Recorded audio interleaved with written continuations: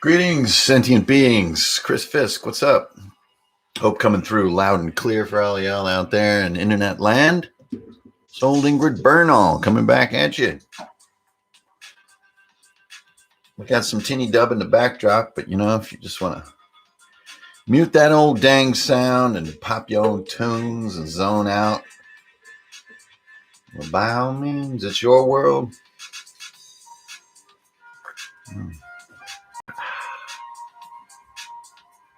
Got me a nice warm cup of Joe. And here's my man, Steelpike. I think I called it Steelpike. So y'all can thank storyteller Steelpike right here for tonight's stream. He's got me commissioning a group of his play characters and asked me if I could get it done live on the internet. And of course I can do that now that I got the brain fog is clearing up a little bit. So I tell you guys, it's been a serious struggle coming back to the drawing table after COVID. Like, this thing is really no joke as far as its like long-lasting neuro effects. Like if you do stuff that is, you know, all about concentration, inspiration, creativity, focus, or reading, or any of this kind of stuff, I'm telling you, really long, slow process to come back from it. So I have not been able to draw nearly as much as I normally would. Like usually I get up in the morning, first thing I do is draw for like 3 solid hours and just bang out as much stuff as I can. But man, this stuff's no joke. So watch out, everybody. Be safe out there. Take it serious. And let's hold on here for these last few months. Get this stinking process done. All right. Let's finish this COVID business. COVID's going out of business. All right, you guys. Yeah, I still can't smell a dang thing. So that's where I'm at. All right. So hopefully everybody can hear me loud and clear. I'm probably not going to be putting a bunch of time into the comments here.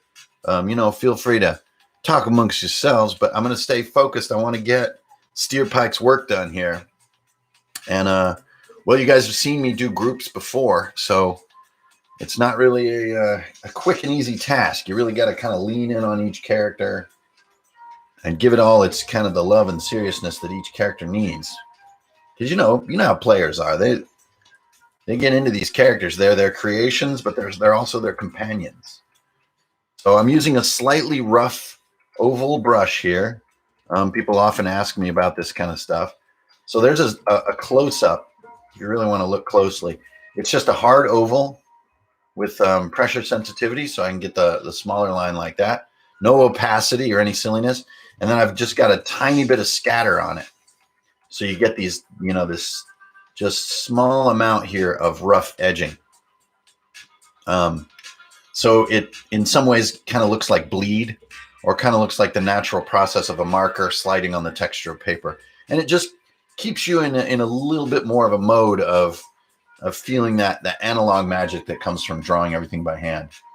So I think what we're going to start with is what might be considered the sort of easiest or sort of almost the anchor of the piece, which is this big guy, Kentaro. This is this guy right here.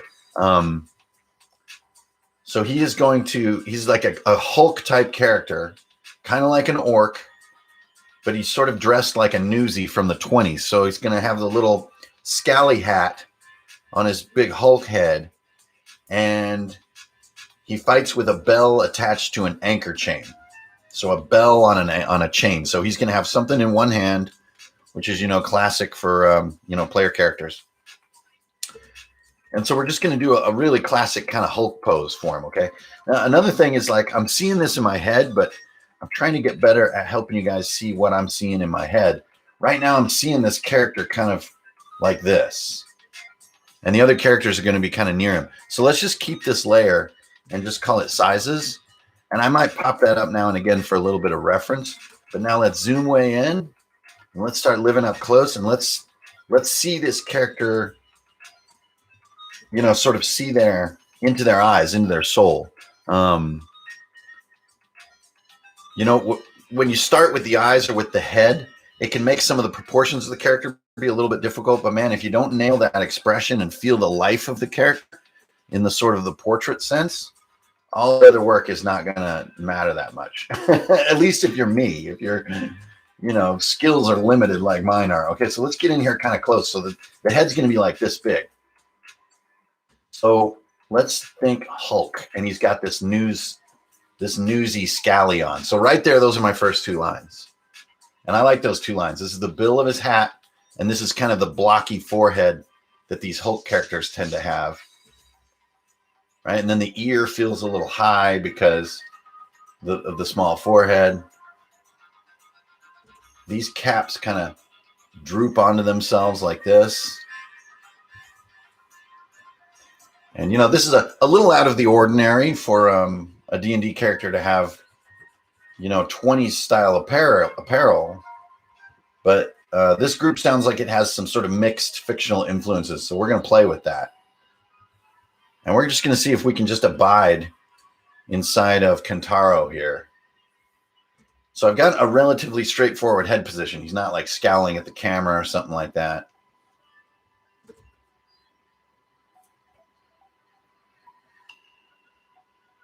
But I think you're just going to see some tricks that I'm going to do that will hopefully work out to get this Hulk effect. So you notice here, I'm really just alternating between two tools. One's the eraser and one is my main pen, right?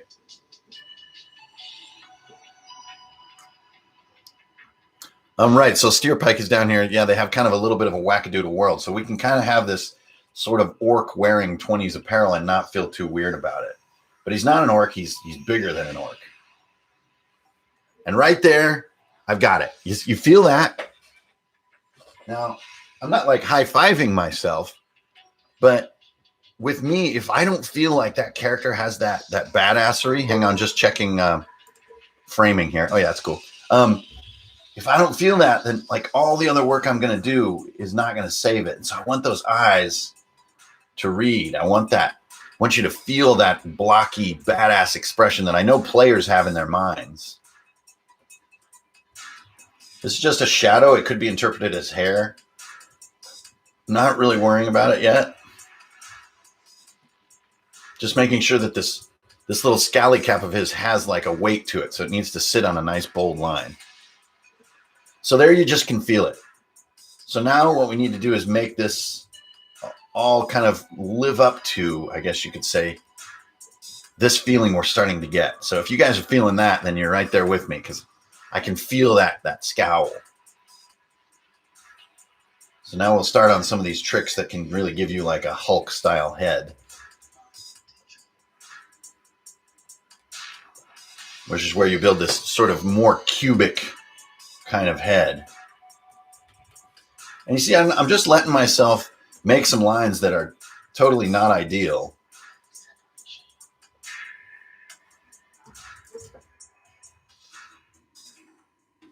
Looking for this mouth line on this guy. Now with women, female characters, it's a lot easier to really nail your mouth because women have such, distinctive lip shapes.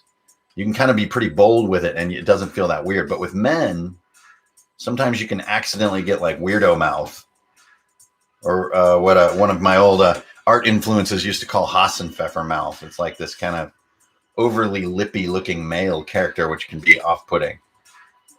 And not to say that that's any kind of, thing on like, people's appearances. It's just in artwork. Slight changes can be exaggerating in an off-putting way. So here we're feeling it.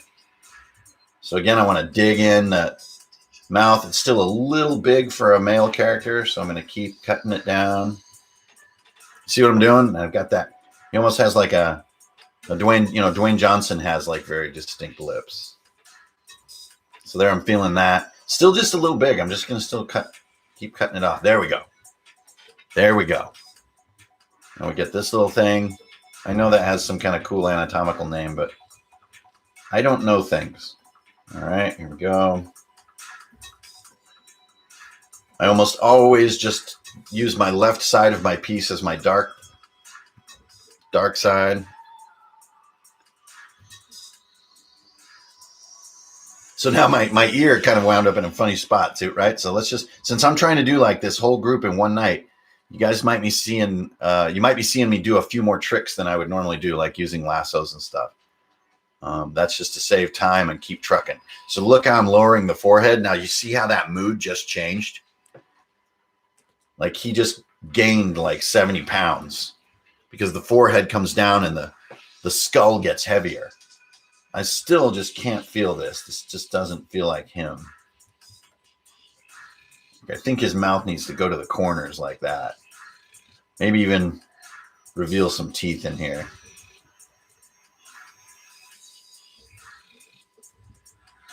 You got to be careful with teeth. You can get like a real ogre kind of feel, and then it's like, oh, my character isn't like a mouth breather. So a lot of times doing one line of teeth rather than little separate teeth will give you less of a kind of a bumpkin kind of look. The separate teeth can give you a bumpkin feel. You know, these are all just little tricks and facts that not only do you learn over time the more you practice drawing, but you'll also just feel it as you work on a piece. And the important thing is just to not, sink into any denial. Just accept what is happening in front of you and just adapt. All right, cool. So feeling that. He's got his little newsy cap on. He's looking tough.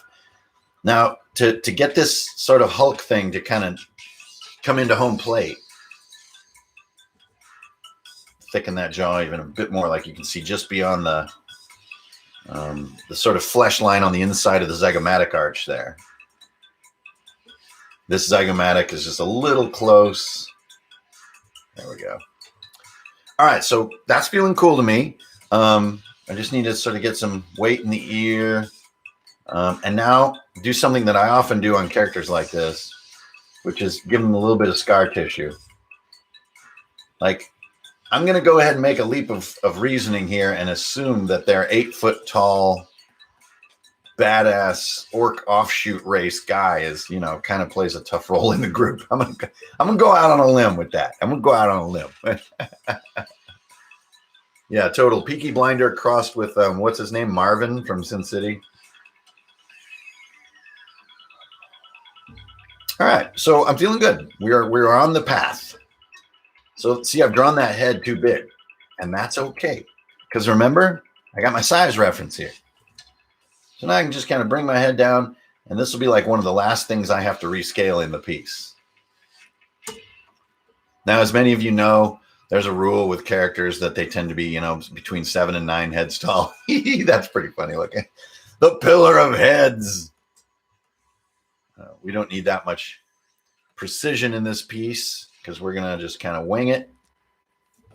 Feeling good. That's about where we need to be. All right, so now we're getting into this body. Now, yeah, the stack of heads is just kind of just humorous on multiple levels. So I'm going to get a little bit bigger pen since I shrunk this, and so I'm now moving on to larger sort of structures and shapes when there's a little more ink to flow with each moment.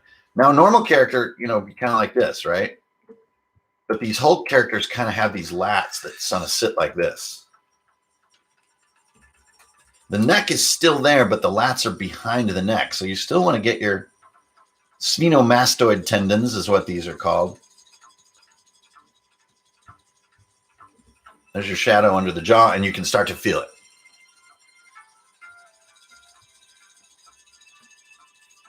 All right, so now how much of this character really has this like newsy aesthetic? I'm not sure, because I don't know if I want to give him like a little button-up, orphan boy shirt. I think he needs, like a sort of a Jacobite shirt to have justice done to him. So I'm going to do a Jacobite type design. Jacobite is just a term for a sort of a style of tailoring. So this big ridiculous neck of his, see how the shirt just kind of, I don't know what I'm doing or how I'm creating perspective or anything. I'm just kind of, where I see a need for more weight, which is a word I use for ink, I just sling some ink in that area, and then I'm like, oh, maybe that could be an epaulet. Maybe that could be a line of his shirt I hadn't seen before. But you can sort of just feel many times like where more lines are needed, just to get that impact that you want, so that your player gets psyched. If you're psyched, player will be psyched.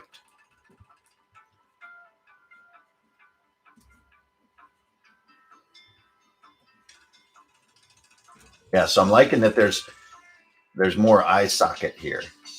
So to get that eye socket, I just shade it in.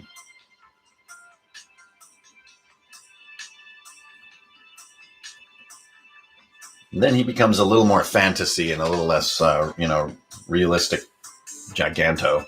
Although nothing I really draw is realistic by any stretch. Okay, cool. So we have this kind of, I am Kentaro. Your jokes do not amuse me.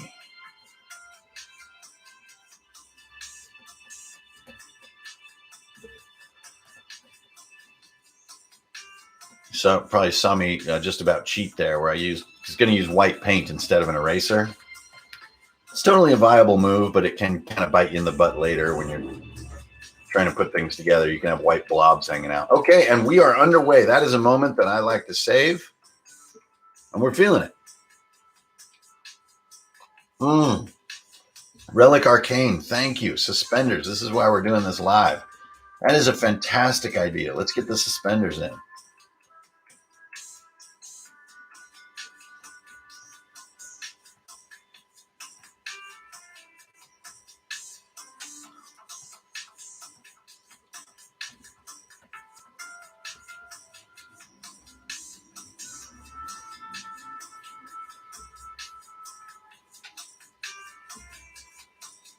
Suspenders kind of force me to pre-guess where some of his, like chest musculature and stuff like that's going to be. So kind of needing to contour these ahead of time. Not my normal flow.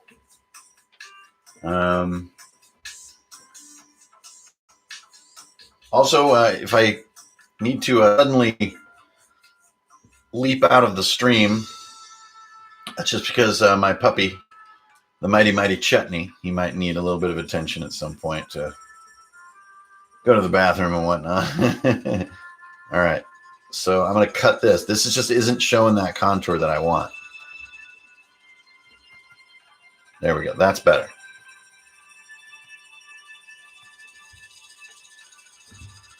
I got to admit, this is a little challenging because we don't get to use some of our fantasy tropes that we really lean on, like armor and all that. Like, I just am really not liking this shirt.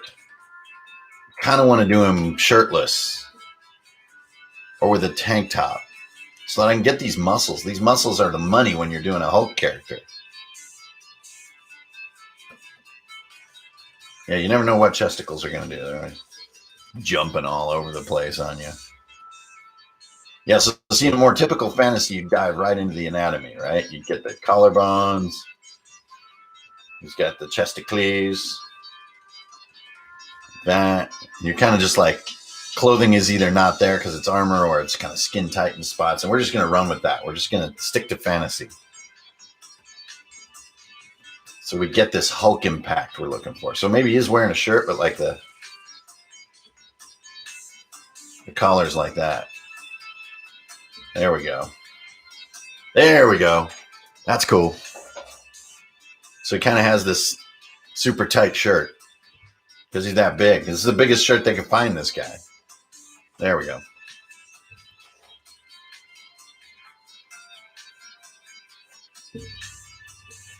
What's up, y'all? How's everybody chilling? About 70 of you up in here tonight. Thanks for stopping by. This was a special request of my commission client, Steelpike. Asked that I do the player team for him, but that I also live stream the work. So here I am. It's a nice little push to get me back on YouTube. Hope y'all chilling. Hope y'all having a good night. Feeling that spring coming. Feeling what could be the end of the COVID hellscape that we've all been living with, recovering from, taking care of each other, getting through this. There's a lot of people that we can't forget who didn't make it to the other side, so don't forget about them. And we're coming into 2021 finally. Dang. I tell you, that was a bumpy patch, y'all. That was a bumpy patch. All right, there's our dude. So now you can start to feel how he's standing in the center of this group. Still a little bit big. Now, before I start shading his body, I want to show you a trick I often do, which is kind of cheeseball, but we're going to do it anyway. So we're going to flip this character, but then check this out. I'm going to turn his body off the axis of the head. Let's see if it works on this one. Yeah. So see how right away he kind of feels like he's more engaged with something. He's like looking at something rather than looking kind of stiff.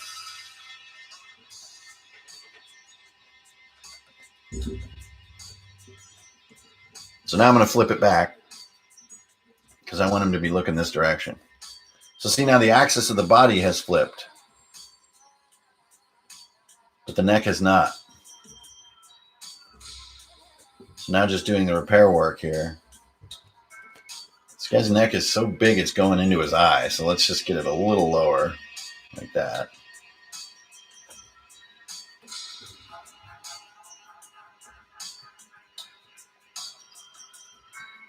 There we go. See that? It's like he noticed something sort of to his right. And that just gives the character a lot more life. Sometimes if you just have them real stiff and kind of front facing, they look like, maybe mannequins or something. So you have them kind of notice something just off camera or something like that. I might wind up with just solid black for the hat, depending on the weight.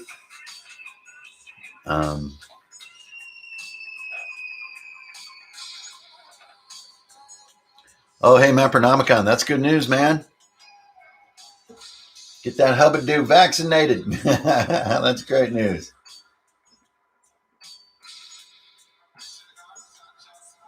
Get that sweet, sweet immunity and start hanging out with peeps. See some loved ones and whatnot. Sounds so good. All right, so here I am. I've got the hardest part past me with Kentaro. Now I'm going to do something that y'all just going to think crazy. See, that's feeling pretty good, right? That's got some grit to it. He's feeling tough. He's like, not another one of your schemes, right? This character's always saying that kind of stuff. Last time you almost got us all killed, Here he's got a little stray strap from some piece of gear on his back. I don't have a lot of gear reference on these characters.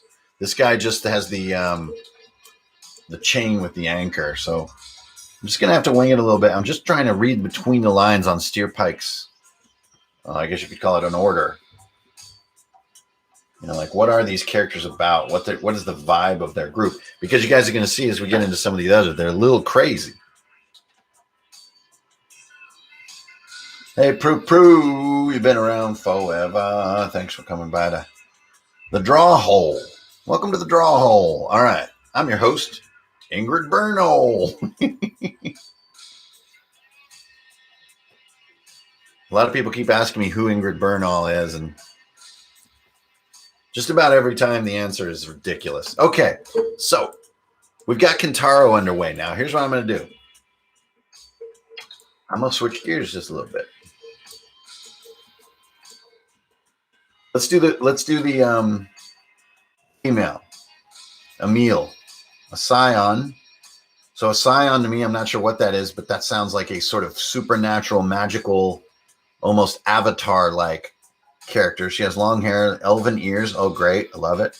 And she has genie-style pants and top. Awesome. So like a little vest and poofy pants. So we just want this intensity with her. So we're going to do straight on with her.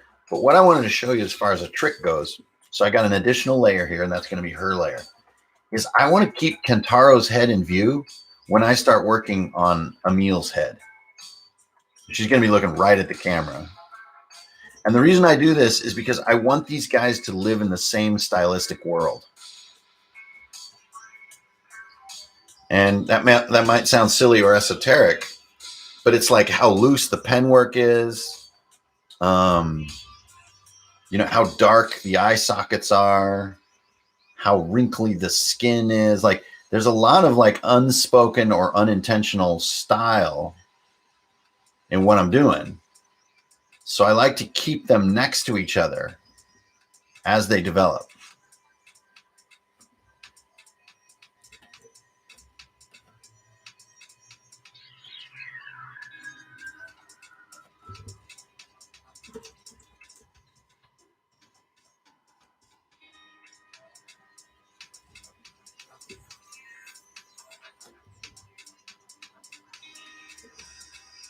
The other thing too, when you're doing females, and I've kind of mentioned this before, and I don't want anybody to take it the wrong way or anything, but it's just really important that you always are prizing like a sense of beauty. It can be fierce beauty. It can be all kinds of beauty takes many, many forms, but it's hard to pull off a sort of non-beautiful female character, whereas male characters can be a lot more gruff and it's not off-putting. So, the social mores underneath that truth, I don't really are not my specialty. I just know as the artist, it is really true. Okay, so she's a scion. So I want to avoid, too many, really mortal feeling features. So we're going to get a little too big with the eyes, a little too intense, like a minimalistic, almost like manga style nose. And she's very serious. To me, the word scion implies a very serious person. She's not like, grinning and winning. She has this kind of look.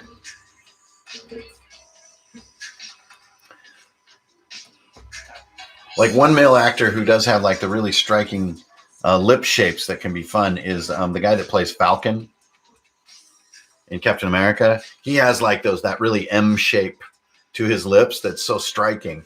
So if you're doing that kind of character, you can get away with it. But with your male characters, you're going to find it, challenging. It's definitely the exception rather than the rule for a male character to have that M shape, lip expression. Okay, so here's my basic on Emil. Now she's not like, soft. Oh, hey, Steelpike, stop that. Thank you, dude.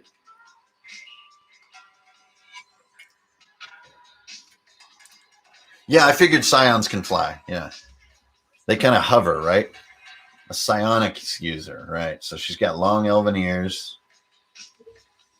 And here's where I want to make sure I get this right. I think her eyes are just a little big right now, but that's okay.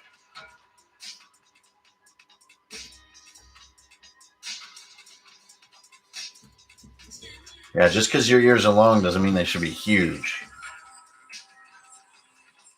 She still needs to be.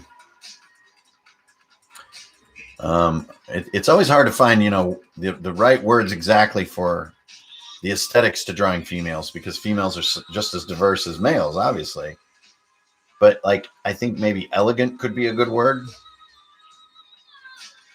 Like you want to strive for elegance in female designs, not blockiness. Okay, so she has, do we get a hair color on that? Long hair. So, Steelpike, could you give me a clue on hair color? I disagree with sensuality and stuff like that. I think that's a little careful with terms like that. We're in 2021 here. We want to really represent the diversity in all types, and we don't need to zero in on something like sensuality, especially in RPGs. I think sometimes that can be really out of place. And I know personally, that a lot of ladies are a little tired of that in the 21st century as far as a guiding aesthetic.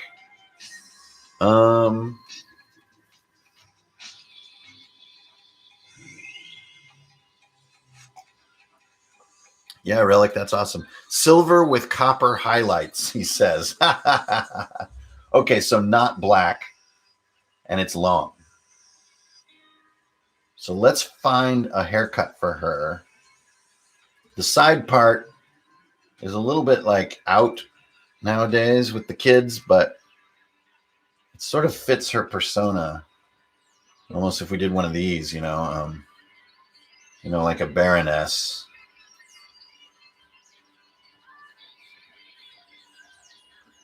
Yeah, okay. There. So I like the haircut, almost like a Nefertiti shape. But let's not do the side part, so the kids don't make fun of me. Let's do the super powered center part. There we go. That gives her this presence, like, oh man.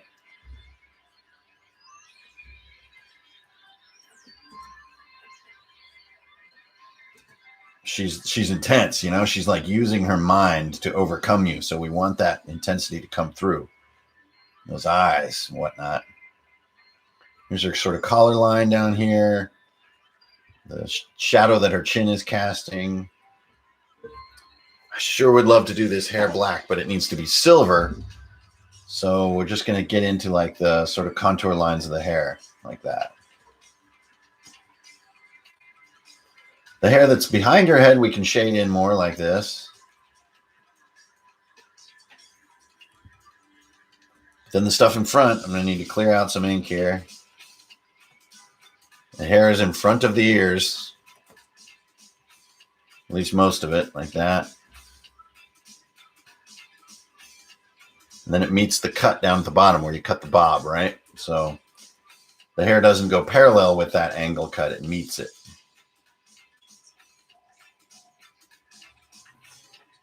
I have extensive knowledge of female haircuts because I'm dope like that. Cool. Look at the intensity here in this character.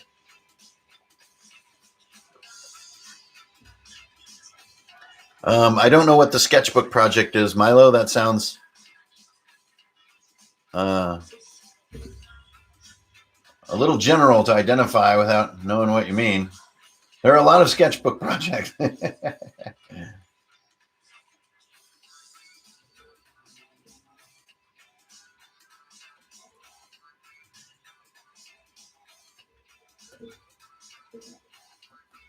Okay, now she is an adventurer, so she doesn't always have a perfect hair day. So we're going to give her a couple of little split ends and frayed bitty bits. And then just some of these little guys. And notice this whole time I've had him right over there. So you see how they live together? They almost have like the same amount of bleed to the ink. They have the same sort of amount of slop, which to me is really the thing I'm got my eye on the most.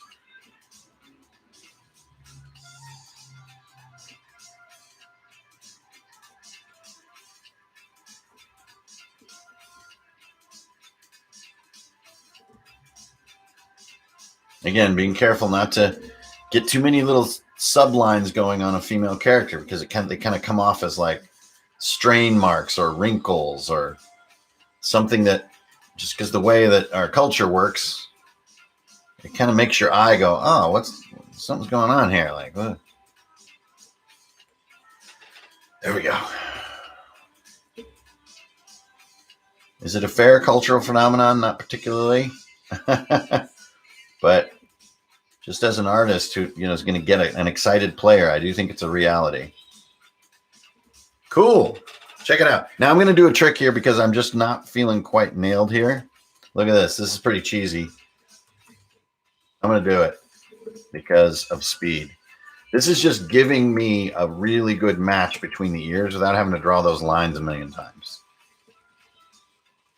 I want that match to be really tight. She almost has like a mantis kind of feel from Guardians of the Galaxy.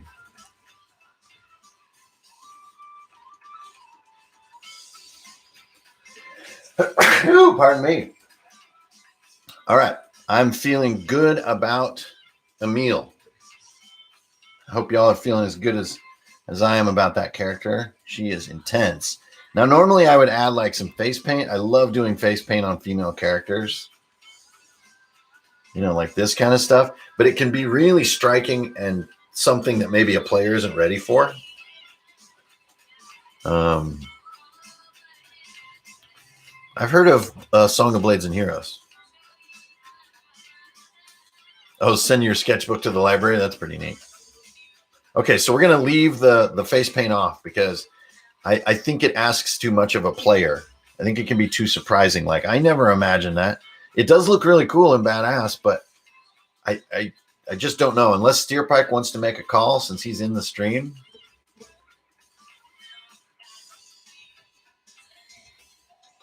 I would be cool with that. Otherwise, I'm going to leave the face paint off and I'm going to start walking away from her. But just from now, just for now. And we're going to kind of keep going with this idea of seeing them in their eyes before doing the bodies so that we make sure that these eyes fit. Okay, next we've got, go for it? Okay, cool. I will go for it. Thank you. So let's just go back to that, you guys. So see, we're seeing it out here. This will help give her a little more weight too. And remember, weight is like my word for amount of ink.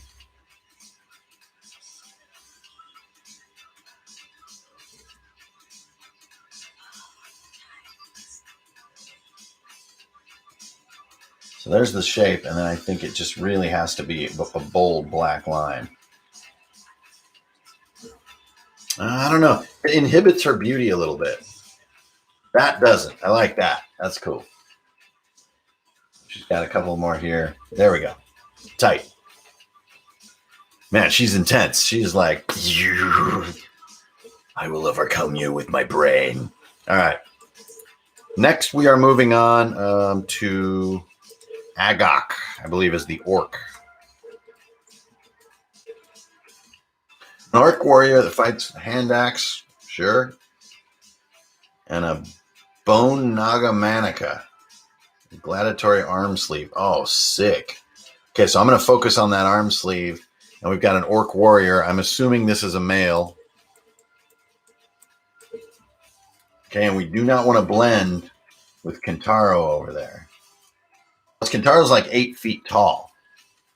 Agoc is not. So she's probably only like this big relative to Kentaro. And now we go to Agoc, who is an orc warrior. Agoc is male. Male orc. I'm feeling like a, since we want to play with this sleeve, I'm feeling a almost like a vanilla ice pose sort of forming in my head. So the body will be straight on, but the head will be at an angle. So this is just going to be a reference point for the body here.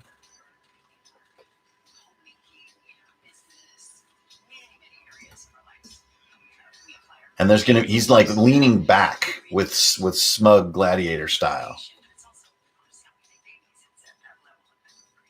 And then the head, like a gladiator, when you flex like that, it goes to one side a little bit as it goes back. So it's kind of like this, right? So I just need to fucking draw it. I just caught myself in a YouTube moment there. So right now I just need to, what was it we're doing? Oh yeah, fucking drawing characters. There we go. So you don't need to necessarily see under the jaw, but you're definitely not going to look down on the jaw. And that can be a bit challenging to draw. So we're going to, there we go. Got it. So you see, he's looking like right up here somewhere, almost like looking right at you guys, looking right into the camera here. See that eye line on the head? Like sort of, you know, there's the target that the head is looking at. So I'm going to just start adapting my lines to that and get this orc going here.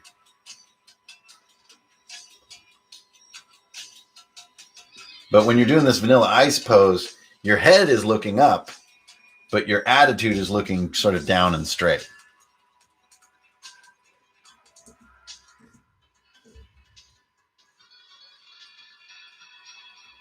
And then a lot of people will portray orcs as having, you know, very minimal nose.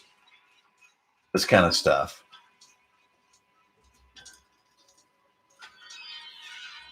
Yeah, that's feeling good. Feeling good.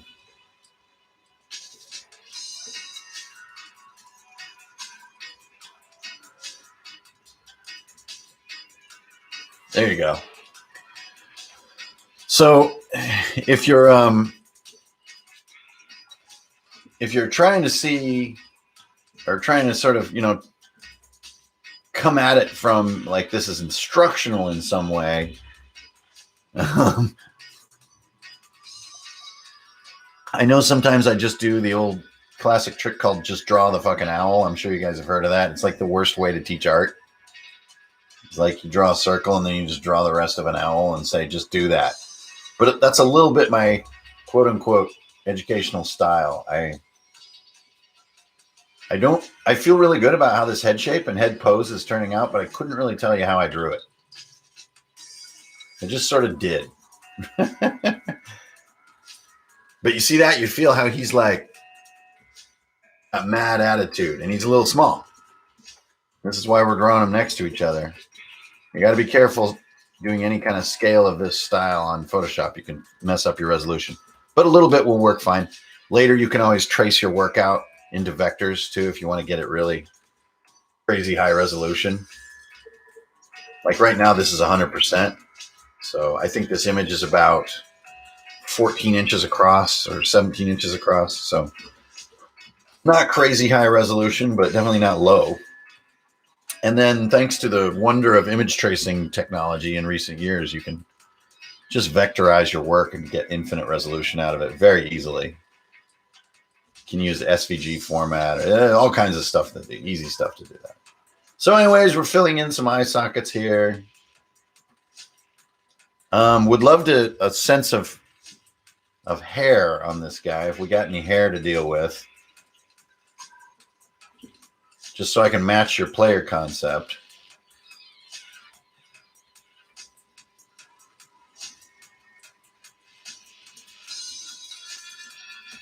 Yeah, man, he's got some attitude.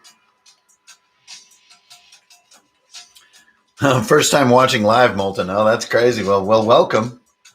Some of my stuff is very heavy RPG influence stuff, and then some of it is just me doing my job. One of many jobs that I do. Many jobs and no jobs. That's my life.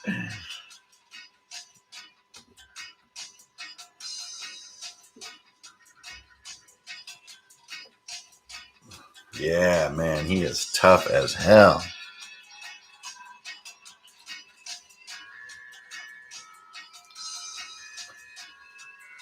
All right, so where am I at? I was kind of curious about hair, but if I had my druthers, he'd just go with the classic orc samurai top, especially to match the tood. I got some tood coming off this guy right now. So I just give him the warrior crop. And for the love of all that's good in this world, give me some black hair. Oh, yeah, there we go. So satisfying.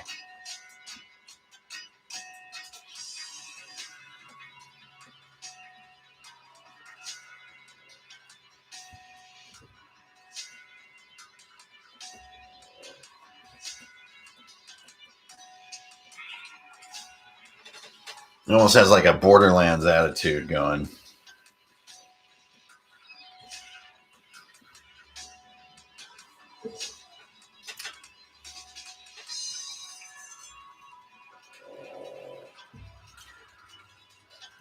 I don't really do things inspired by other things, Grav. I actually put a lot of effort into avoiding doing that. Sometimes it's unavoidable. Something will pop up or I'll get a reference from a client, but generally I try very hard not to do anything like that. For purely selfish reasons, just because it kind of spoils my vibe, I guess you could say. All right, so anyways, look, here we got. So I'm almost done with this kind of, portrait gallery, you could say. So we're going to let's take a look at our list. I think we've got two more. Let's do this hard one, Ross. A Dragonlance Kender. So a Kender is basically a halfling that isn't like bulby. It's like a slender halfling with hair like Goku and long pointed ears. I believe it was like Tasselfoot, wasn't that his name in Dragonlance? The Kender who was always stealing stuff and doing all the antics, comic relief guy. So yeah, you're basically, and Goku, I know sort of off the top of my head, but I'm not going to look at a reference. And let's just do a straight on, and he's going to be looking down a little bit, but he's going to be like, if he's anything like a Kender, he's got to be smiling.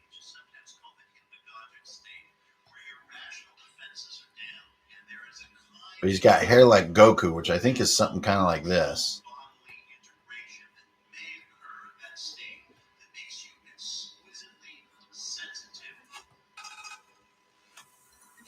And then the long ears coming out. So we'll do that in a second.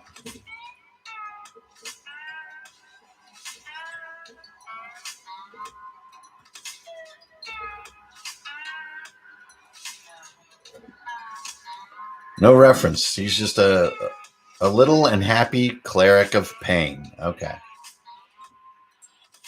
So definitely smiling.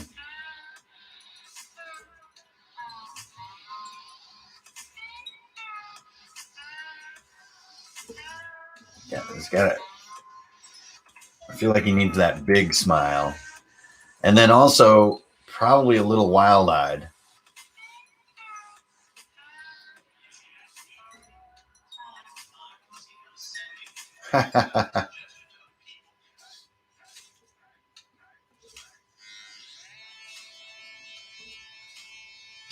It's got to be some sort of the jokester of the group. If you're going to be a Kender and you're like a cleric of pain and stuff, there's got to be some humor going on with this character. Getting close.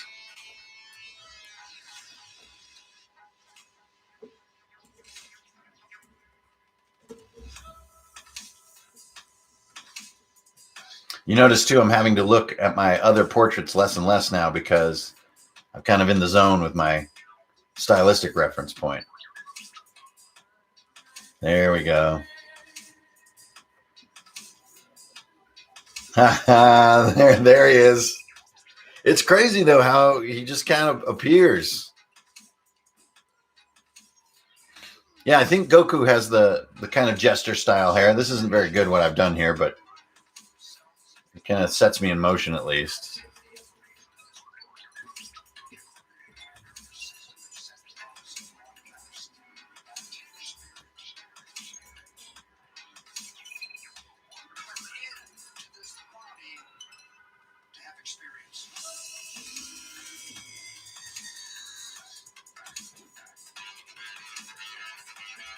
There we go.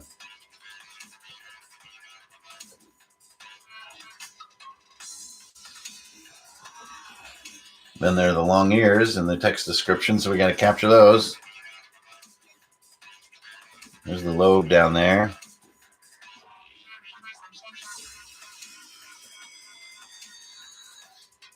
And then we can have him, since we got some sort of frontal stuff going on, he's going to be looking, standing to the side.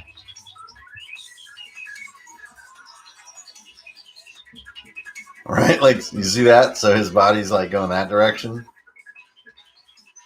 There we go. And there's the chin shadow.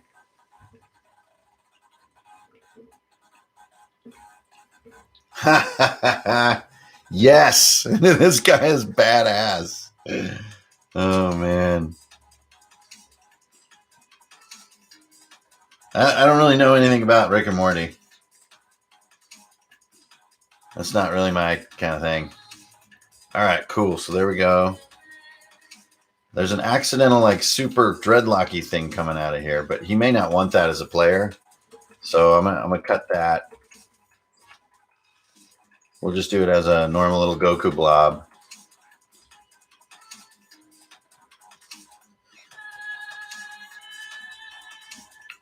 Just putting tips on some of this hair work so that it fits the style a little better. I don't think like anti-gravity hair really fits this style, so I kind of need to explain how these shapes are being held in his hair.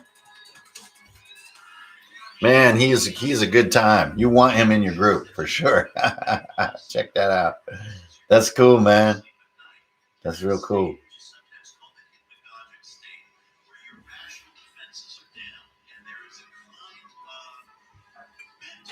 Crazy. Absolutely crazy, man. He's just like, but he's not like Joker level crazy. He's kind of just a little bit crazy.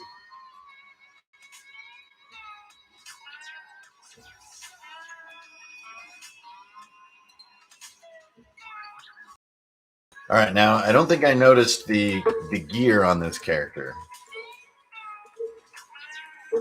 No gear. So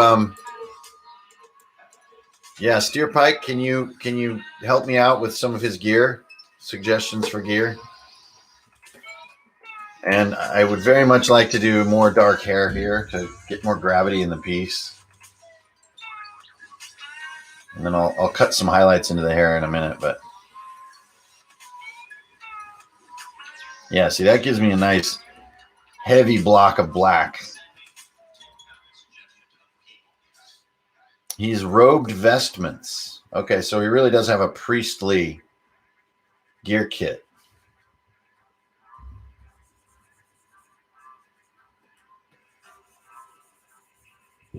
Thanks for tuning in, by the way, everybody. Thanks for keeping me company here a little bit while I do my job. Just, trying to feed the fam with good old bone-crunching D&D. That's where I'm at.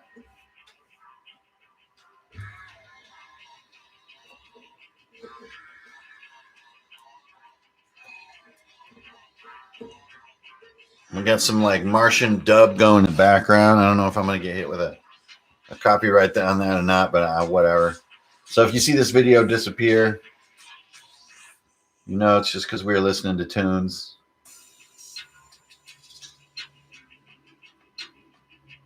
I'm finding some shadows here on his face to give him some dimensionality.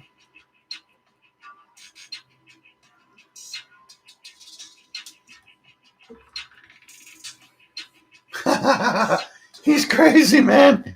This dude's nuts. Love it when a character's surprising like that, man. It's so fun.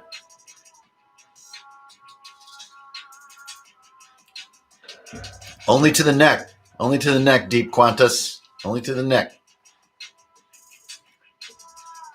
Odyssey is ironing out their live streaming tech. I have no idea what Odyssey is, and neither does anyone else. So that's the trouble with switching platforms. All right. Looking good. So we're actually, I think we have one more to go. Oh, yeah, the Jack the Ripper guy, Doc McGinnis. A Jack the Ripper style human with a long ponytail who uses a knife and a rifle. So Jack the Ripper has a top hat and is evil.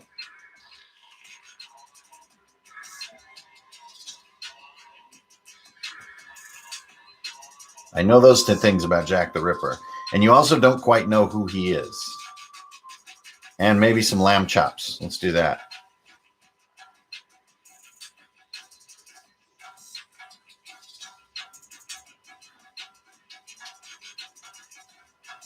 I'm not even going to do that much reveal. So I'm going to go like this. We're going to show the nose highlight and then on down. So check it out. You give me a reference like Jack the Ripper, I'm just like, oh my God.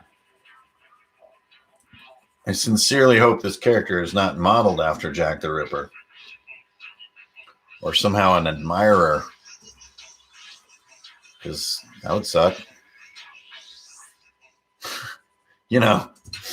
Mass murderers are assholes. That's the thing, right? I mean, we're all pretty much agreeing on that one.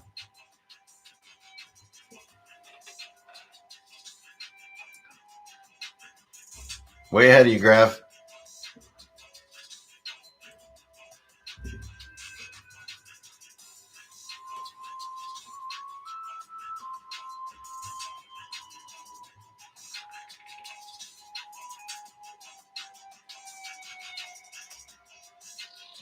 Puppies sleeping so soundly. Makes me happy. He had his first hike and his first day at the beach yesterday. The mighty chutney. He's just over 3 months old. Well, no, he's like an even 4, I think, at this point. An even 4 months old. He's just a baby. Now, most of this is just fill. So, again, I'm trying to do this whole group, so I'm going to save time with my lasso. See that? Just get a block drawn in and just bloop. There we go. Done.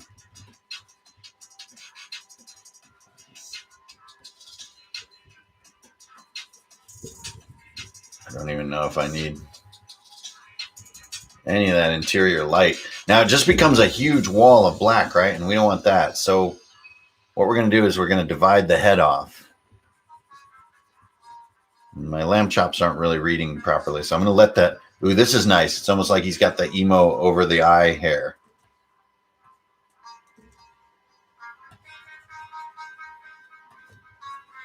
Just a couple stray hairs that make him look double evil.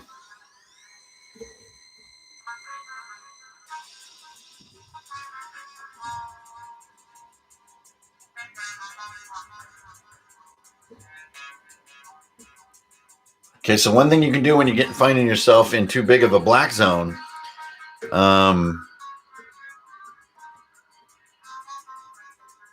is just cut it with an eraser like this. Cut your shapes apart. So your black doesn't just become a big mass like that. Not necessarily a realistic technique, but I'm not sure what here is realistic, so I'm not too worried about it. Gonna give him a little goatee, all part of the evil thing.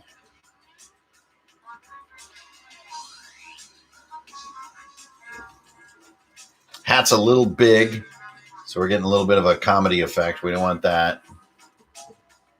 It's not St. Patrick's Day. This is Jack the Ripper. There we go.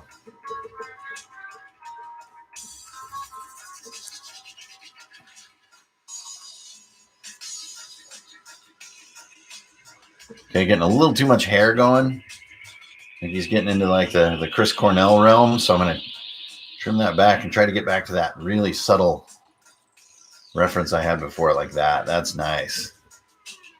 Like he's got very little. He just has one little flop of it. I even think this one needs to go.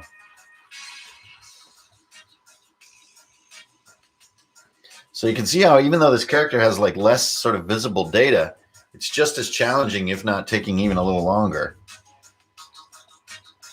to sort of nail it so you can feel him. Now we're going to do one last trick here that you just can't resist doing.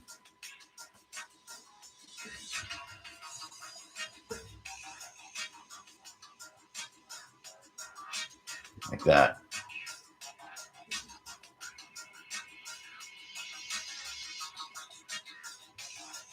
Again, I'm kind of cheating with white ink, but I don't care because I want to stay in my zone.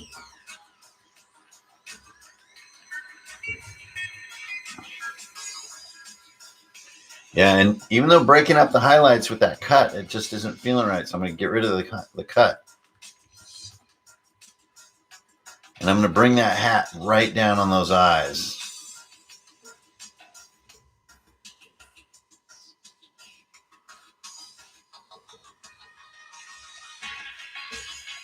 There we go. Now he's like wearing it. You can feel it. And that one piece of hair there, I don't even think you see this eye. There we go. Yeah.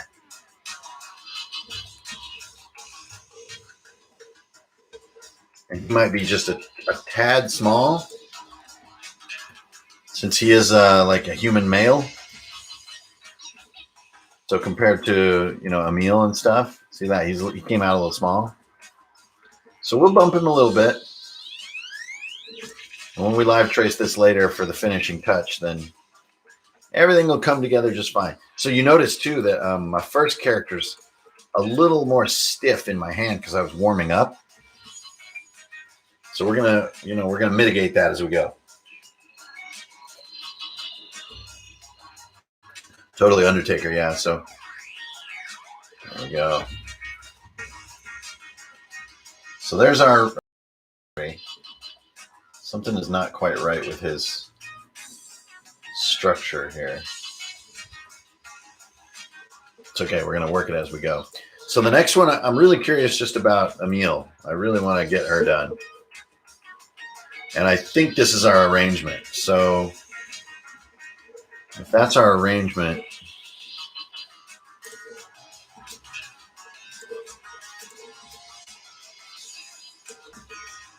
he just might be a little big. There we go.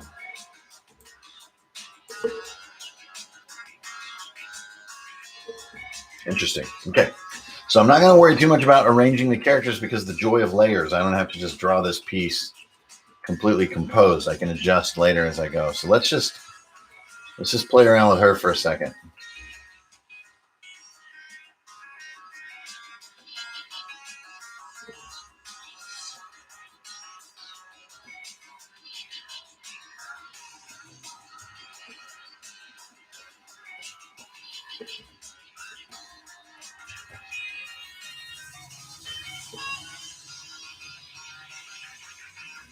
So she's wearing the genie outfit, if I recall.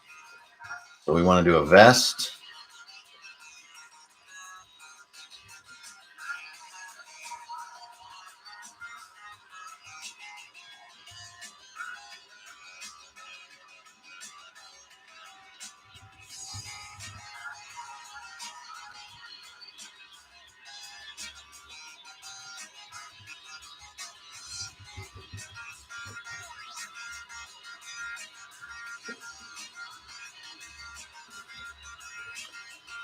And it looks like I'm just gonna like embrace using white ink, and I can make up for it later by making my hero layers multiply and stuff like that. We can talk about that later as we work, but sometimes using the white ink instead of the eraser just keeps me hauling ass and lets me see the spirit of the character more than the technical.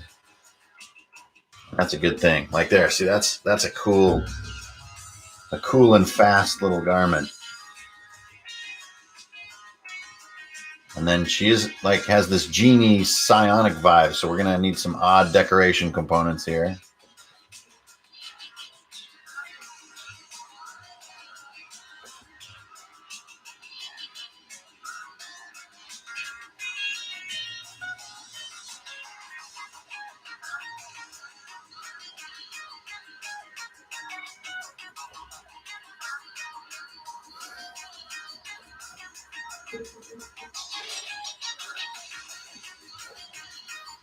She almost looks like apprehensive or something. Everyone wants to hang out with that Kender, I'll tell you. So then I'm going to bring her hair more into the mix, but first we got her shoulders to think about. So they're like down here. All right, so exactly how is this shoulder structure going to work? I do not know. I do not know.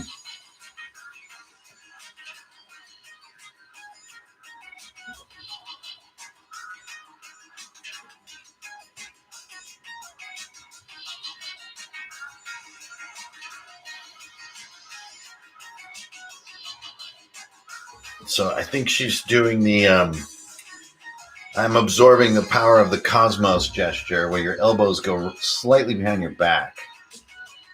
Like that.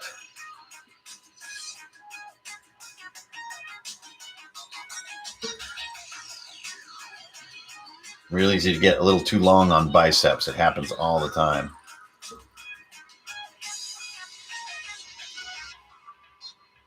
I am absorbing the power of the cosmos because I am psychic and I'm about to blow up your brain like a scene from Scanners. Just saying, bruh.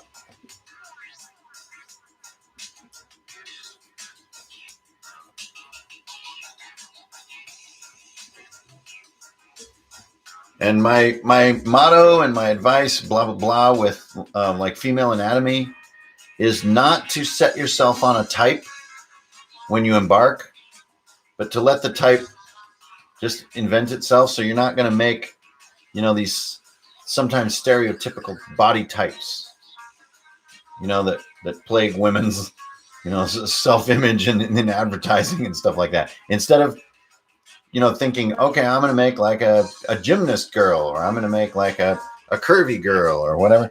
Just let it happen. Just instead of creating a sort of stereotype or an archetype, just keep adding ink until she feels like she's there.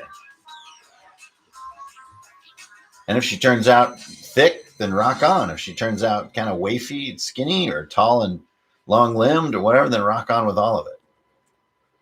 But then you just don't fall into these same tropes over and over and over, especially when it comes to, some of the stuff with body image, which I think as an artist, it's cool to be sensitive to that stuff. Let it flow so you're not just reinforcing stereotypes that kind of suck anyway. All right, so I'm kind of letting her hair become something else just to have fun with it. And you see how it's gotten a little strange here. In her shoulders, it's just gotten a little strange. So I've got a lot of visual clutter, and I just need to get rid of it. There we go. Yeah, like I lost my perfection a bit. So, my motto, just don't go into denial. Just face it when something isn't working quite right. I think this is working, but this isn't.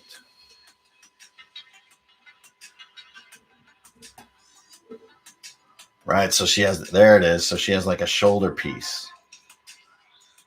It's got a little rim on it. The rest is black. There you go. Now that feels like it's there. I mean, it's like sitting there. I can feel it. And I'm not sure I really even need to work with her like chest anatomy and stuff. I don't think it matters. See how it's kind of just going away, and she feels like she's more there.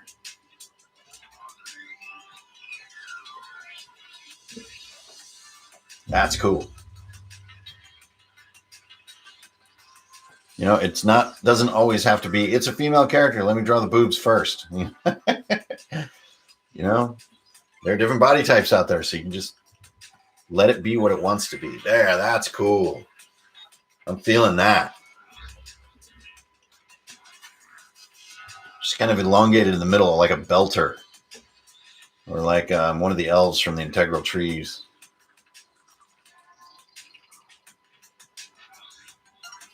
Yeah, cool.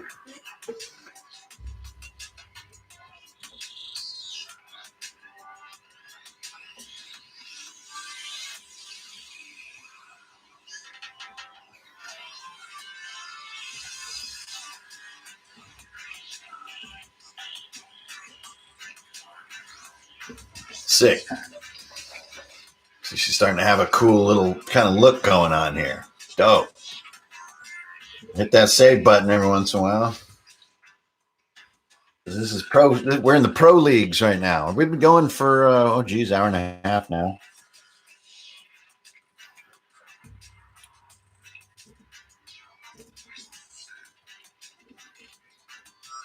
Thanks for tuning in, everybody. Welcome to Runehammer. I'm your host, Ingrid Bernal. Greetings to all sentient beings out there, human and otherwise. One love, y'all. One love. We're going to get through this stuff together. All right. Look at that. Feeling it. Now I'm getting that tension where I just don't want to like ruin anything. You got to fight that. You just got to keep your hand moving. Don't psych yourself out. I kind of like these lines, actually. They're kind of reinforcing her in a way. She's just a little too elongated, even for a low gravity character. So that's a little better. I'm going to sneeze again. Oh, yeah. He-Man is so much cooler when you put Skeletor's head on him. I mean, it's a no-brainer, right?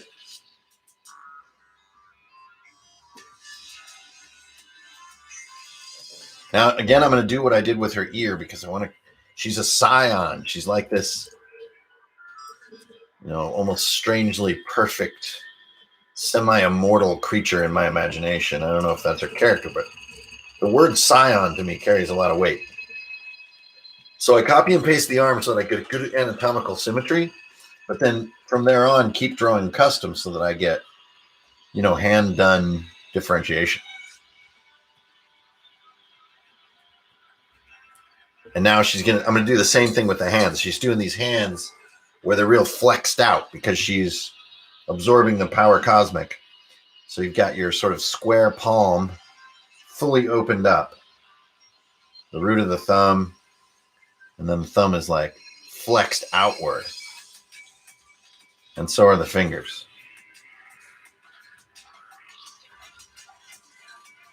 Right? There's like no contact between the fingers because she's like, right?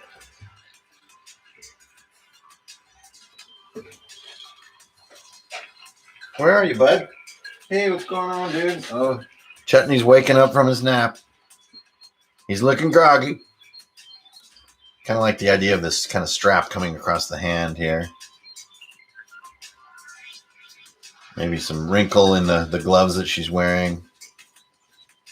And they kind of strap on this way, right? It's kind of cool. We can slightly vary that on the two different hands. Maybe she's got fingerless going like so, like a hand. A little bit of variation. And before I finish those fingers in, I'm going to do the same trick again. I'm going to grab this sucker. I'm going to flip it. I'm going to go here. I'm going to slightly rotate it, slightly drop it, slightly scale it. That just makes the two things not mirrors. Fit it on. Poochki. There we go. See, she's doing that thing. What's going on, buddy? Hey, you want to meet everybody, Chet? Hang on, you guys. I'll see if I can get Chet in front of the camera. Come on, Chet. Come here, you little squirrel nut. All right, prepare yourselves, ladies and gentlemen, for chutney. This is chutney. Good boy. All right. Anyway, he should be taken care of because he went out a little while ago. Yeah, he's getting so big, it's ridiculous. It's just ridiculous. He's growing so dang fast.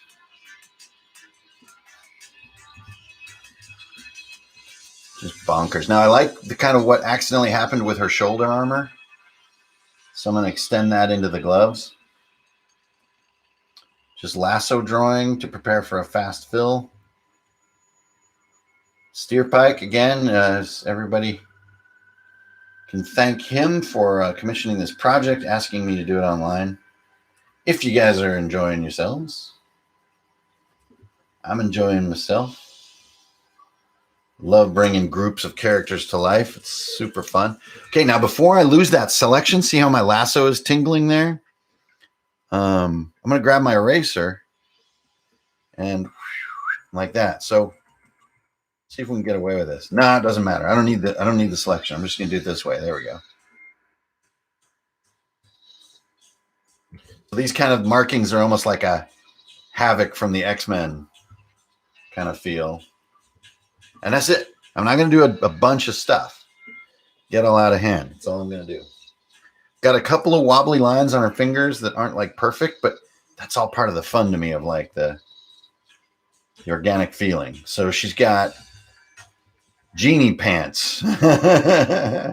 Let's see if we can get away with some genie pants. I do think she's going to need a belly button hanging out down here.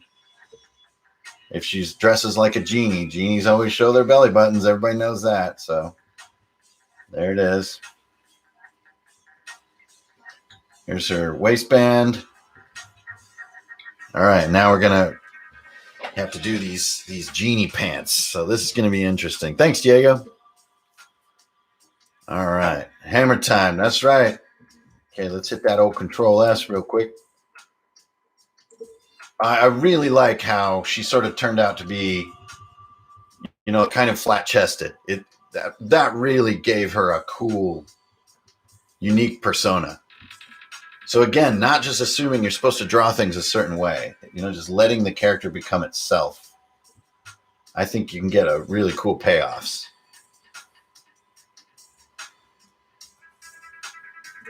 So I know that I want the one leg to kind of recede behind the other, but I'm not quite sure how extreme I want to go with things. So I'm going to kill this stuff. I don't want that little corner confusing me. There we go. Closer.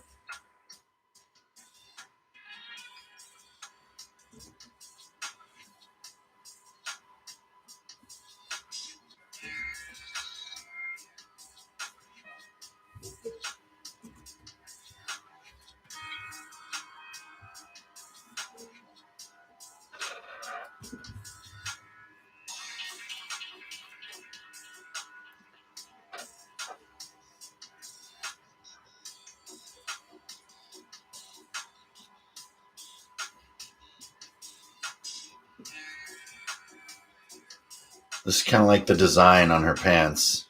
I don't know if it's going to work because it's like a little crazy. Let's try the other way so it doesn't get confused with like her hip lines. Oh yeah, that's going to be way cooler. Okay, so let's try that. Whoop, whoop, whoop, whoop. So it's a downward chevron with a kink in it. Whoop, whoop, whoop, whoop, whoop, whoop, whoop. And then it's going to hook around a little tighter down here where the droop gets crazier. There we go.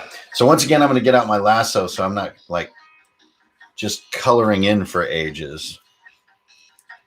Yeah, we might see the legs through the pants a little bit. I'm not sure. That's a little hard to pull off with just black ink, at least at my skill level.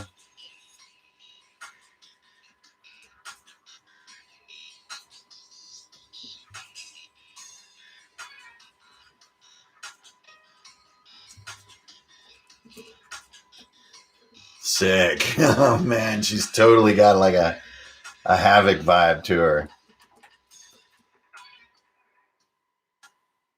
I mean, that's crazy. Okay, so you're daring me to show the legs slightly. It is very Genie to wear the sheer trousers. I will give you that.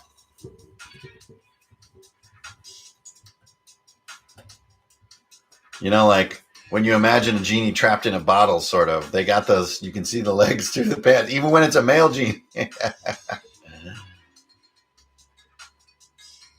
She has this crazy little point on her hips, kind of on accident. So I'm going to need to round it off just by, the fabric needs to go back here. Got myself a mess going. There we go.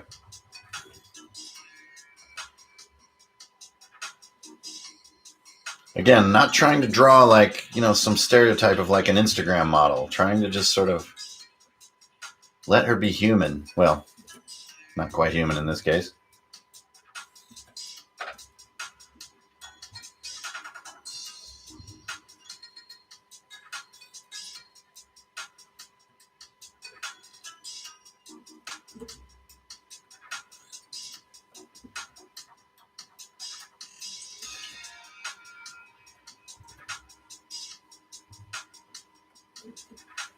There you go. So you can kind of see through the pants, and then you would actually see like these seams through on the back too.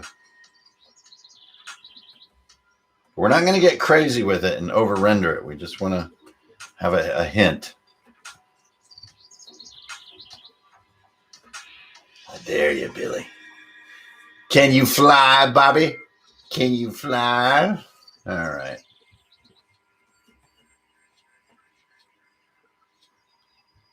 I love that movie. Cool. Wow, she is just a very unique persona as far as role-playing characters go. So I'm kind of pulling off some lines on this side to get a bit of a highlight there.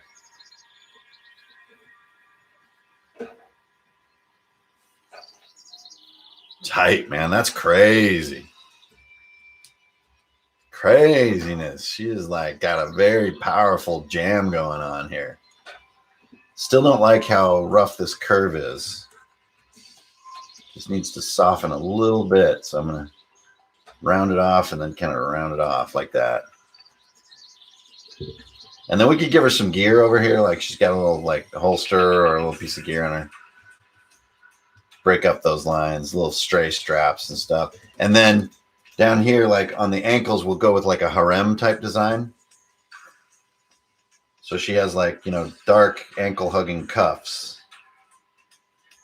I got a pair of these during quarantine and they're super cool, man. Perfect for basketball. And especially when you're like really bad at basketball like I am, you just throw on your harem pants. And that way everybody knows that you're not really even trying to claim to be good.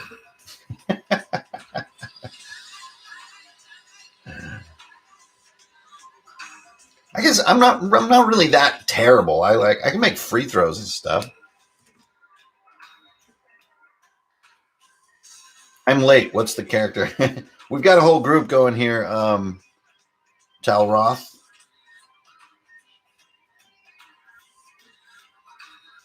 Thought that was your character Turoth for a second, Cyrus. I was like, what? What's going on here? It's weird. This is crazy. Don't get crazy on me. Oh, man, y'all, my bogey boys got here today. What y'all know about bogey boys? Maybe nothing, but after today, you're going to know something. I'll tell you that much. Got a little misalignment here with her sort of posture. There we go.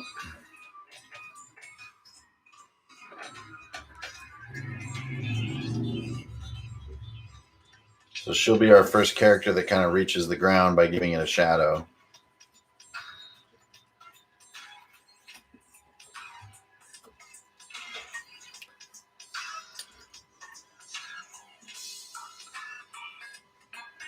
Yeah, her really slender rib cage turned out to be super cool.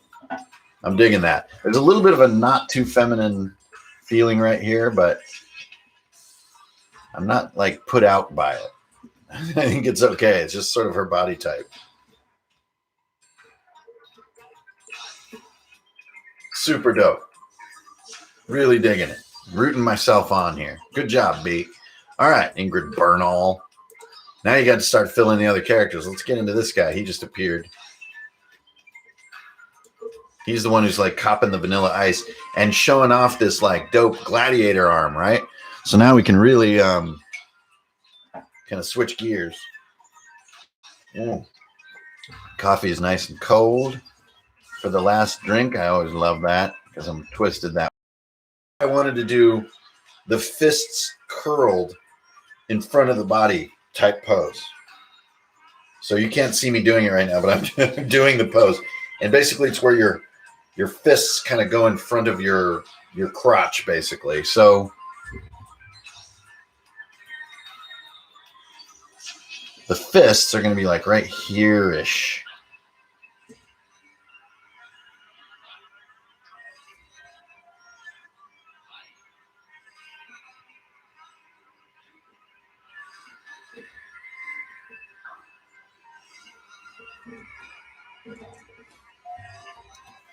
Right? You guys probably know what I mean now by this pose.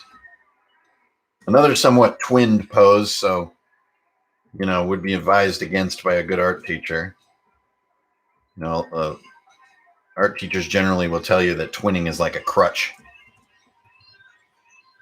But whatever. We're not in art class. I'm a grown-ass man. All right, so here we go. There's a buckle here. And we're going to get started on this kick-ass arm that he has. Just like Rocket the Raccoon says, oh, I'm going to have that arm. You know, trying some different lines to see the balance between like a muscle design and a more plate type design.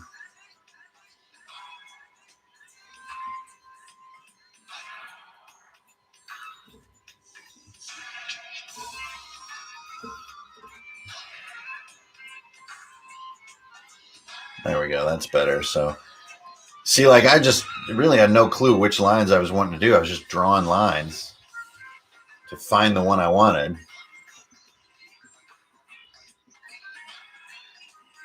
It's kind of like this triangle cut look that he's got going.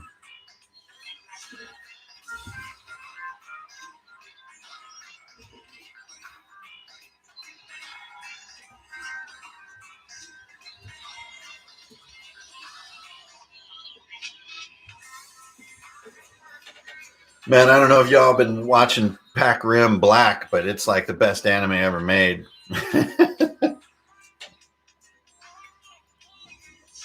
Her front foot should be bigger than her foot in the back. Oh, yeah? Why's that? And don't say because it's closer to the camera.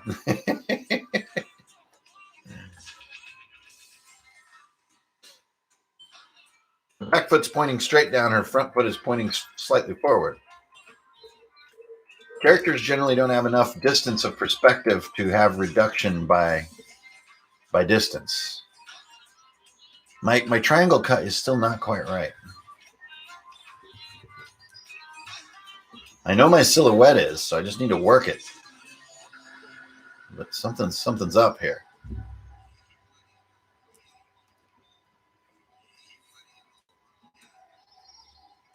Here we go.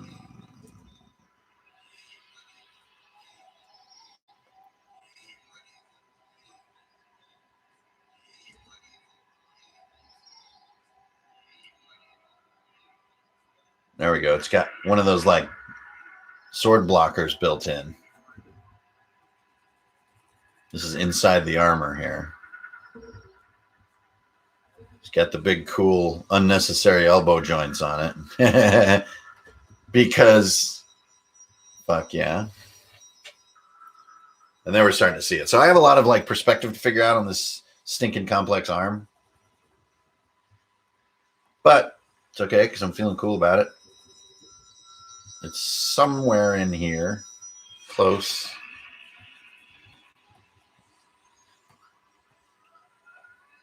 And remember, I don't want to get too...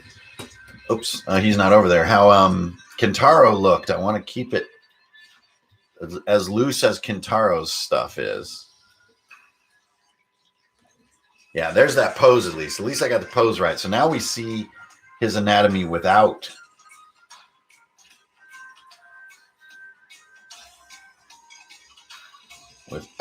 the armor.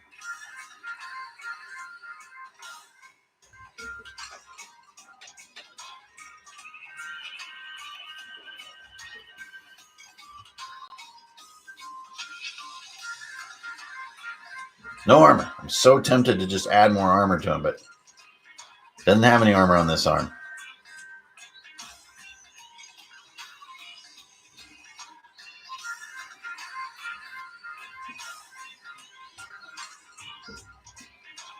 So you get those forearm muscles, but both hands do have like a back of hand glove protector thing.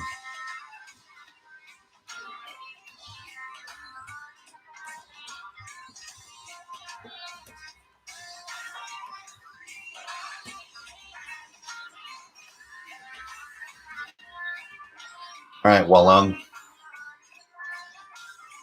Let's see if you're right.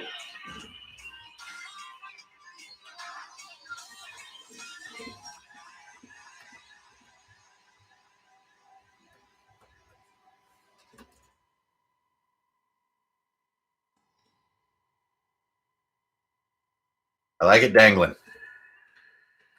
All right. So I gave it a chance. That's all I can do.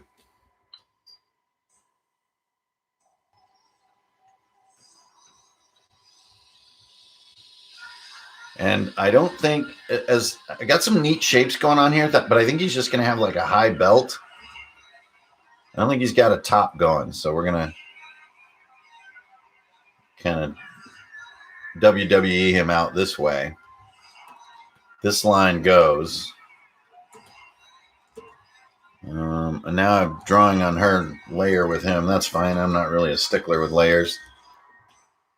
There we go. He's got the high collarbones because he's leaning away from us.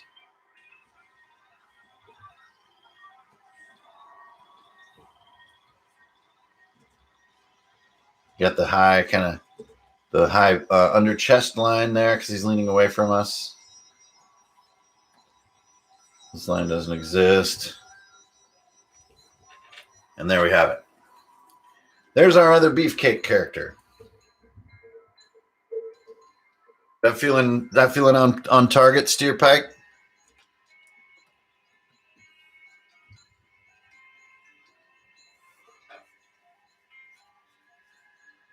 Can you smell what the orc is cooking?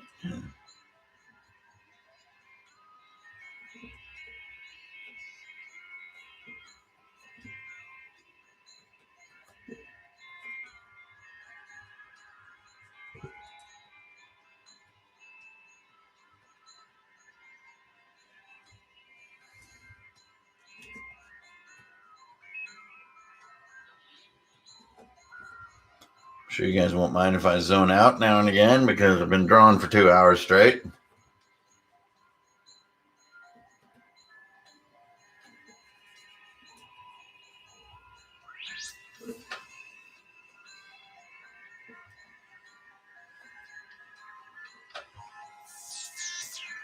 This guy's wrists are as thick as my neck.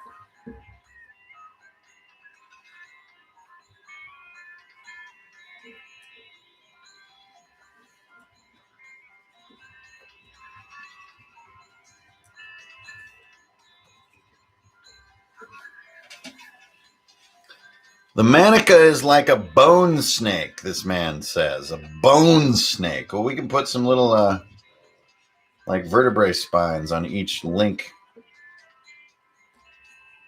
There we go.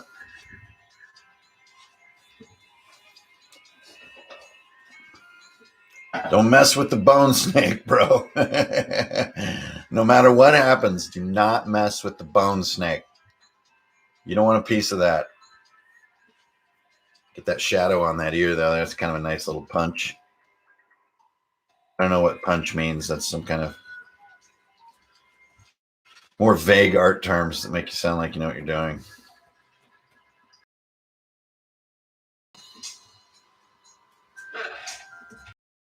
Cool, looking cool, looking cool. I'm digging it.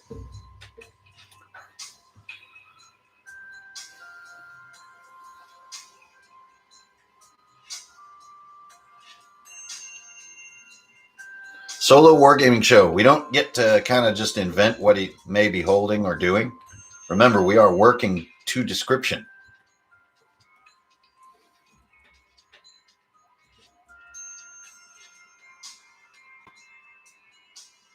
I think the fact that he isn't holding something is kind of the reason it's so boss.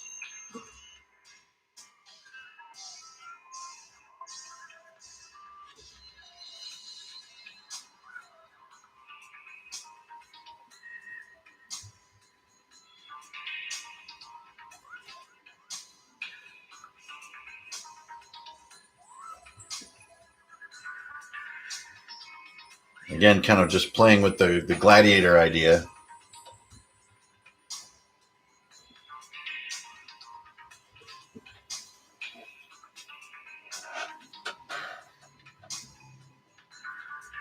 With the basics of black and white, I'd say you could add a fair bit of volume to be added to his head.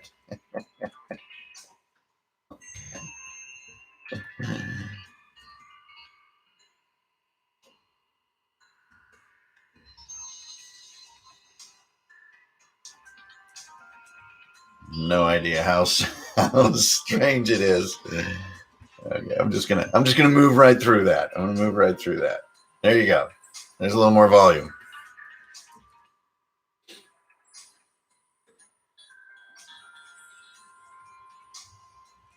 Well, I had a really weird moment. You guys who follow me on the gram, you know that I post lots and lots of my artwork on Instagram. Every day I post about 3 pieces. And normally it's a very benign process and you just get some likes and everybody kind of moves on and that's it. But the other day I put up a piece and someone puts a comment that says, could you add some little pieces of debris in the foreground that are kind of flying at the camera to make this piece feel more 3D? And it's just such a strange feeling sometimes to have a random person you have never met ask you to change something that you did because they saw it on Instagram. Could you add a skull mask to this guy? Like, just like, whoa, what? Like, it's just so, it's not like it pisses you off or anything. It's just extremely strange. Hey, could you put an afro on this character that you posted? No, no, no, I can't. I actually drew this like 4 years ago. It's like someone posts a picture of their puppy, and you're like, "Hey, could you give that puppy a haircut? Can you get a different collar for your dog for me, please? Thanks." It's just such a strange. We live in a strange time, my friends. A strange time indeed. All right, just working on some of the details here with the Manica, which I guess, learn something new every day. I guess that's what these kind of crazy articulated arm armor things are called. Thank you, Steelpike, for that little gem of knowledge.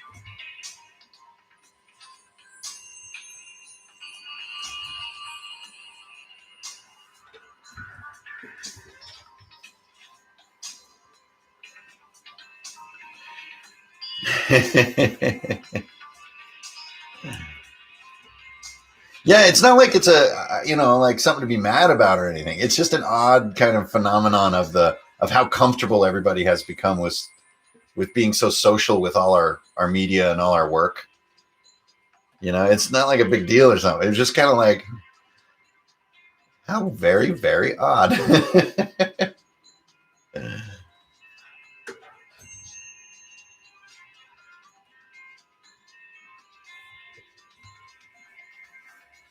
Sick. This guy is freaking stacked. Straight yoked, bro.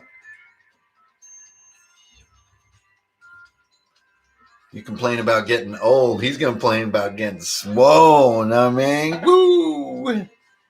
Yep, I'm going to get 81 on the requests on the gram. Yo, could you make this guy like have one eye? Just like what? That's crazy though.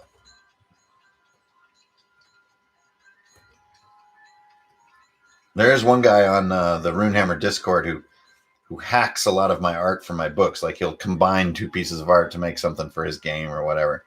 That's also really surreal and crazy.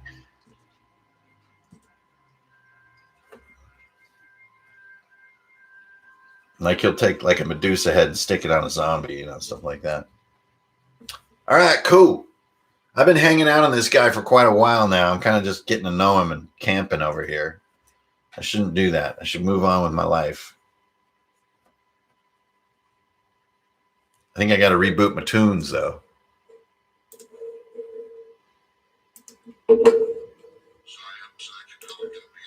Whoa! 81 peeps. What's up, y'all? Can you make this guy a dwarf? That's exactly it, yeah.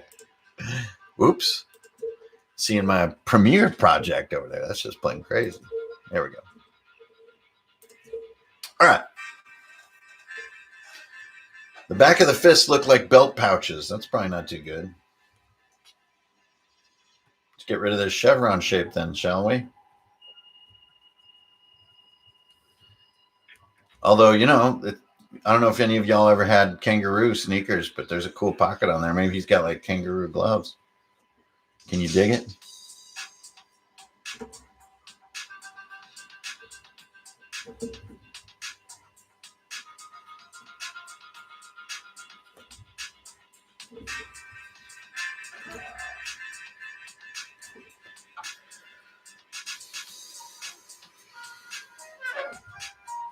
He's like straight presenting.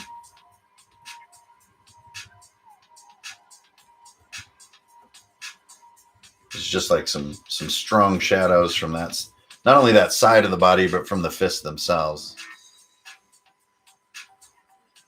Straight presenting, yo.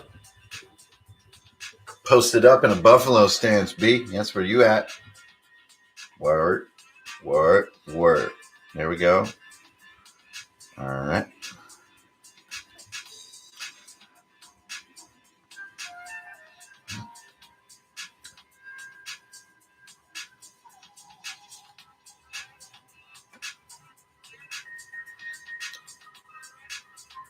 What am I doing?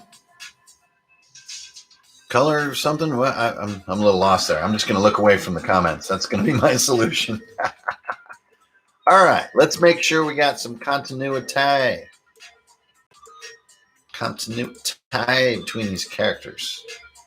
We don't need that now, Mo. Matter of fact, I'm going to get rid of that layer so it doesn't distracticate me. I don't want to get distractalized. Get them where they need to be, shall we, guys? And Steelpike, is there a leader in this group? You guys have what we call a collar at our table? Having a little slowdown right here. Just a little slowdown. What's up, Kitsap?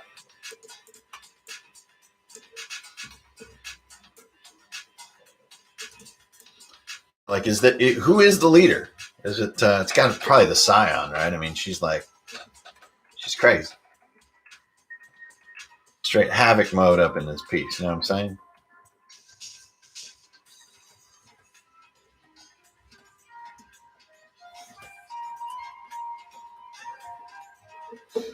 No real leader. Okay, cool. Quit throwing money in there, you nut job.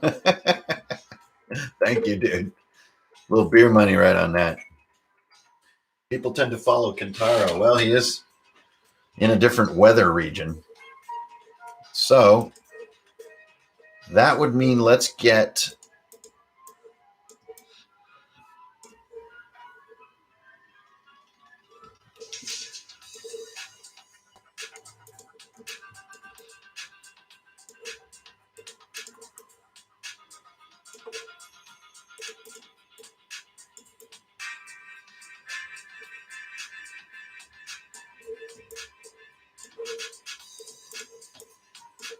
Jack the Ripper came in a little too small because I lost my reference point. So he's going to be here, and he's going to be like a lot of cloak shape. Almost like Kentaro is sort of annoyed with Dr. McGinnis. Is kind of what I'm feeling right now. Yeah, you digging on the genie pants? Right on, man. This group's got some toot, I'm telling you what. All right. Let's get in and get on some Kentaro jam. What do you say? So he's going to be right here. He's the Big John. It's a little...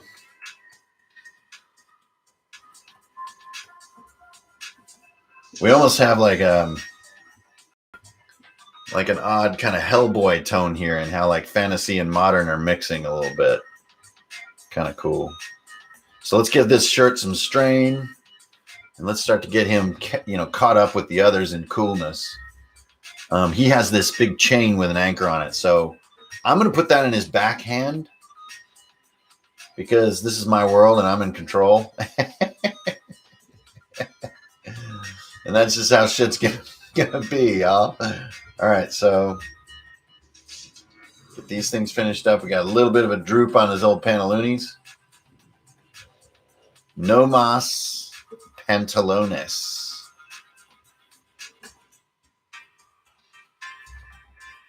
Now that droop ain't gonna work because you don't want to get corpulent on you on accident. You need like a nice strong waistliner. It's just like, dang, dude, you need to get off them donuts, B.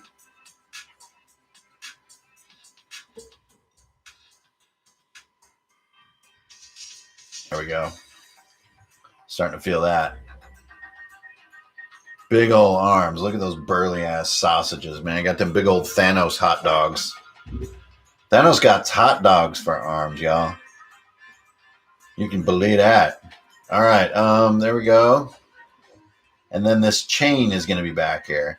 Now, part of the reason I want to put the chain and anchor on his back arm is to not cover everybody up, and so we can kind of make it just a big, hefty silhouette. And we're not getting into, like, sometimes chains can be really distracting to the eye, so we're going to silhouette the chains. The only thing wrong with donuts, dude, is you get straight big, bruh. You get big when you're eating mad donuts. You know what I'm saying? It's straight up big. And when you're getting big, you can't fit in your private submarine, bro. How you going to fit in a tiny ass little submarine when you're big? See? That's what's that. That's what it do. The big Claude characters almost always get like the most boring poses. Especially when you got them Thanos hot dogs going on. It's just like you're so yoked out, you really, you don't really let your arms ever relax. Because you're straight yoked, son, you know what I'm saying? Swole up.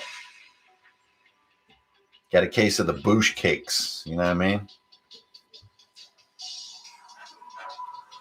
Now I'm just doing like these little goofy kind of lasso edits to get my mass where I want it, and then I just have to kind of adjust my drawing to fit.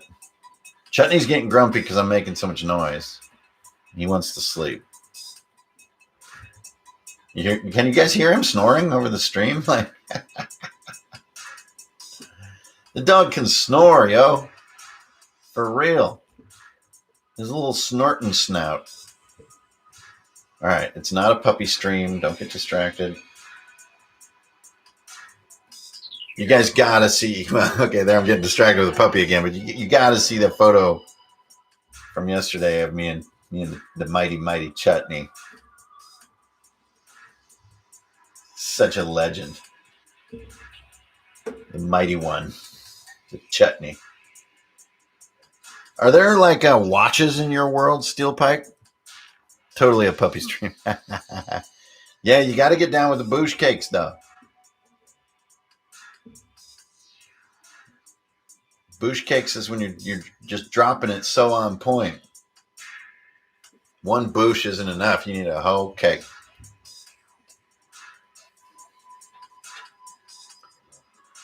What's that? Chut Norris. God damn it. Jabba the Chut. Liam Chut Neeson. What? Oh, there are watches in this world. Perfect, because I want him to have one.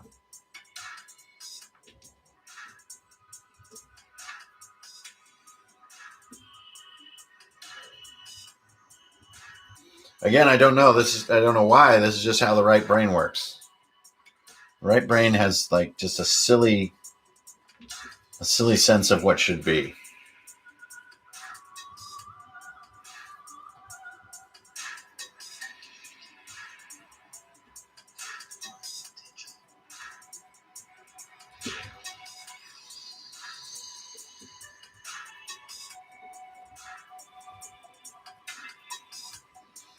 Belt is dark material, just like the suspenders. Yeah, I like how he's got a little bit high lift on the pants, too. That, again, puts him in that strange fashion era.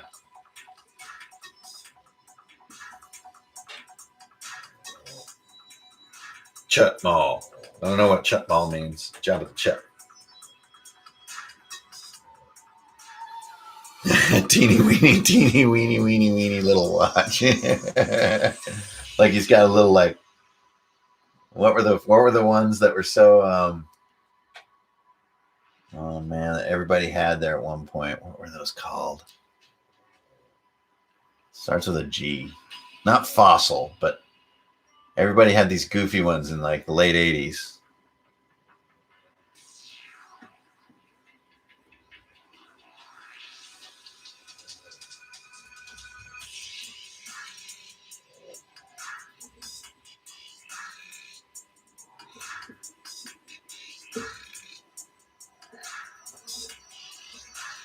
It's not G-Shock. It's it would always say that watch brand like really big on it. It starts with a G. Oh, Swatch. Yes. Yes, the Swatch watch. Totally does not start with a G. The Swatch watch. Oh my God. So cheesy. I love it. You got to get your Swatch watch, and then you need your Domino's or your Pizza Hut neon sunglasses, and you're ready to go cruising in the Buick Cutlass on Main Street. Maybe go catch a showing of Terminator. Shit was dope, yo. Shit was hype. You can believe that. All right. So anyway, here I am. I'm kind of doodling, and you can see too how my speed will start to come down as you just keep going and going for hours. So if you're getting into like heavy drawing, you see or feel that occurring, don't be hard on yourself. It's gonna happen. Oh my God, these grandpa pants are slaying the game right now. Dude.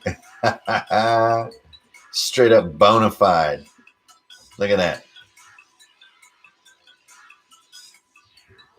Yo, Kentaro. Why you so dope, bro? Because I'm bona fide. Straight up. Full straight up bona fide, man. Been in the joint 8 years.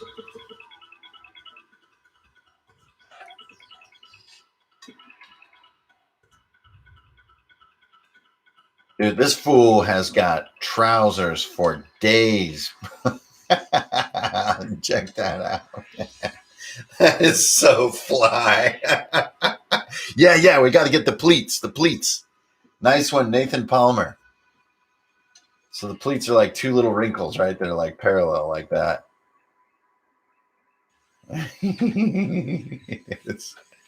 He's got this fool is rocking the leg tubes, B.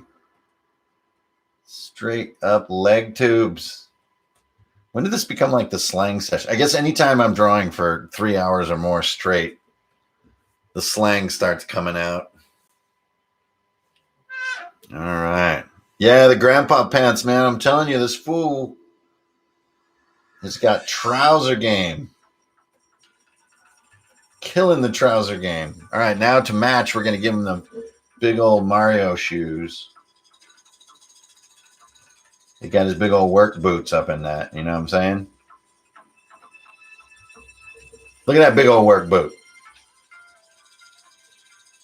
You break that thing off in your ass. Jeez. I'm so sorry for all the gutter talk here, guys. This is terrible. I thought this was a reputable channel with reputable RPG content. Instead, talking about breaking boots off in your ass. Look at this fool. This dude, he's just straight up street heavy. A little low on this. What a boss. Oh, man. Are you getting the color? There's color?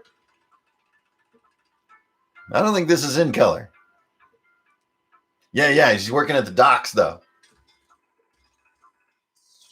Best friend Popeye. Wait, is a tattoo in order for this guy? Steelpike?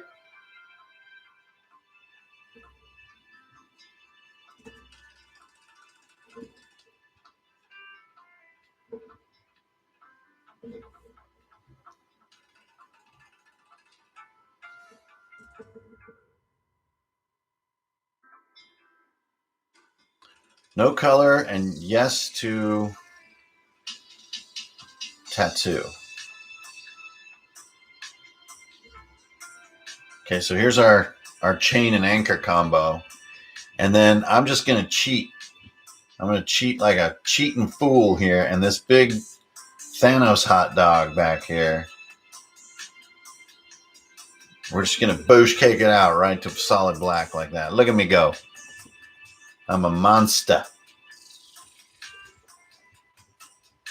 Straight going BTS mode. Ow! All right, look at that. That's hot. That's hot doo-doo. Hot poop. Check it.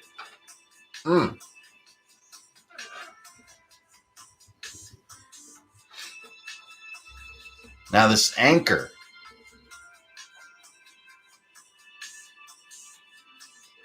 Where can I get a request for Black and White 2? You got to email me, B.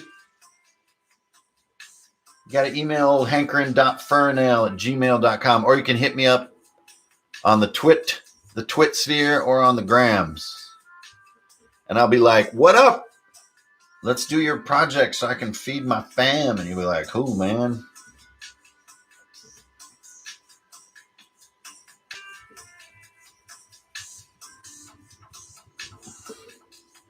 This dude's just carrying around a freaking. Oh, no, it's not. It's a bell. Oh, okay. I thought it was an anchor. This dude is hitting people with a bell. What kind of tomfoolery is this? All right. Well, we'll give him an old time one then. Hank, it's a bell. For the love of all that's precious on this world, it's a bell, for God's sake. All right, we're gonna go big time on this bell. We're gonna make it nice and beefy with that big top like that, and then that bevel on the bottom that makes it feel so huge. Look at that. All right, now first thing we're gonna do, we're gonna fill this baby in with black, but don't panic, because we'll add some detail. Don't you panic on me.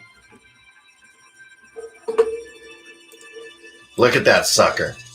You're going to hit a fool with that? Dude, no. I got to be so mean like that. Hitting fools with a bell. Boom. You just got rocked. I'm straight yoked, bro. I'm not sure what kind of line goes there, so I'm not going to put one there. But I know one goes right there. Look at that beauty. And it tapers down like that. Yeah, look at that monstrosity. All right. Hang on, though, because this is just too much black here. This is just ridiculous. I can't get away with this shit. It's too silly. So I'm just take my eraser and get some light back in the scene. I don't have like fully, let the arm be illuminated again, but that was just a little crazy. Don't get crazy on me now, dude. Not now. Not after all we've been through. There we go. This fool's straight up ropey, though. You know what I mean? Ropey. All right, so let's work on these pants. All right, I'm getting a little weary of this dude because I've been here a while, so we're gonna have to move on.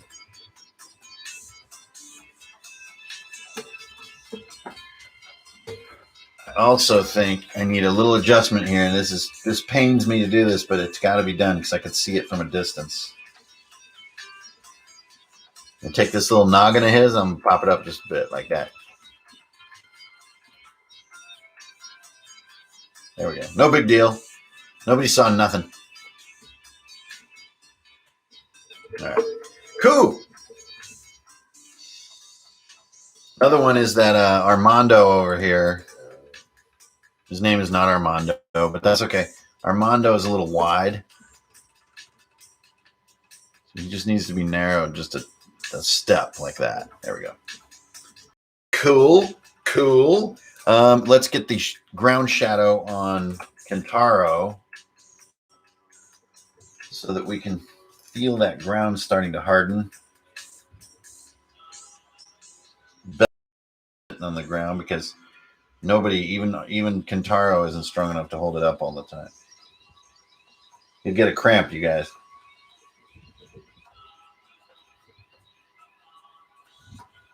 You see my arm going to such a freaky ass angle there because you always want to be, whenever possible, you want to be using your best gesture with your hand. So that's usually a pulling gesture. So when you're doing something horizontal like this, if you can pull it, you're going to get a much better line than if you push it like this. All right, ladies and gentlemen.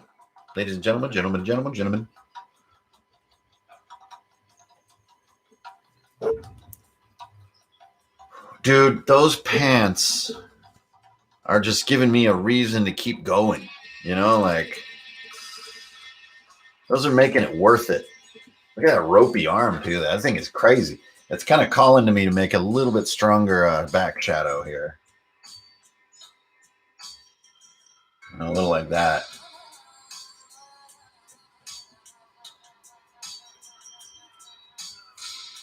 Link those together a little better, and then some of this is a little stronger. I don't want to do the boots black because of the bell, but dang it if they don't need to be black. So I'm going to do a little cut like that. We're going to black the boots out because you can't work on the dock without big black boots. Everybody knows that. Freaking white boots aren't going to cut it. There we go. That's not so bad. Neat patch. All right. I am excited to see what Hank does with Ross. I don't know who Ross is. Okay. I think Ross is the crazy dude. Well, what we need to start with is those vestments, right?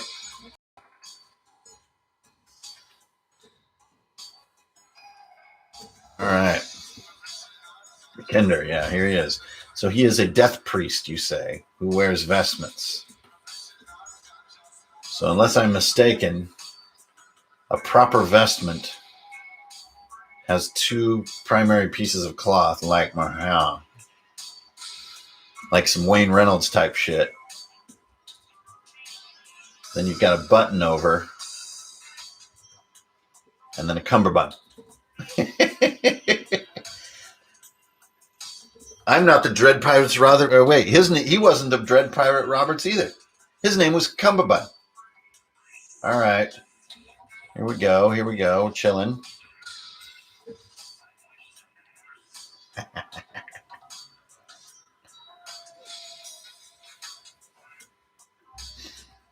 Let him out. All right. Here we go now. What you know about this?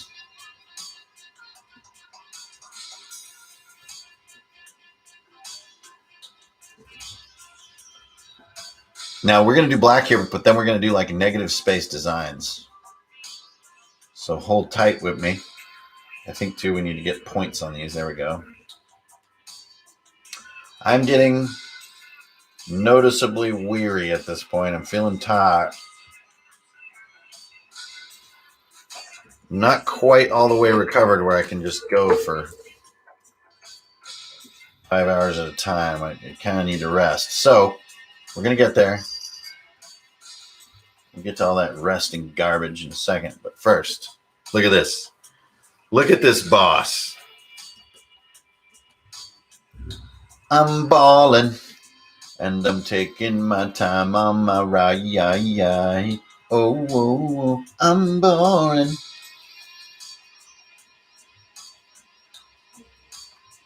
Dude, this jumpsuit is set on steady, y'all. I'm lighter when I'm lower. I'm higher when I'm heavy. Whoa. All right. Now we got to do the symmetry, which is a pain in my booty. Hot poop, as I like to say. Yeah, this stream is some gutter material, I tell you. I'm higher when I'm heavy. Whoa.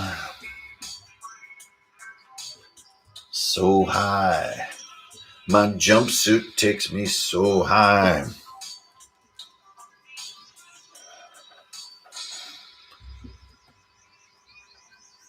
So whatever I don't finish here tonight, I won't stream the rest of it. But if you guys want to take a look and it's cool with Steelpike, you will be seeing this finished piece on the Grizzam. So log on to the Grizzam and keep it, follow hankerin.fernail.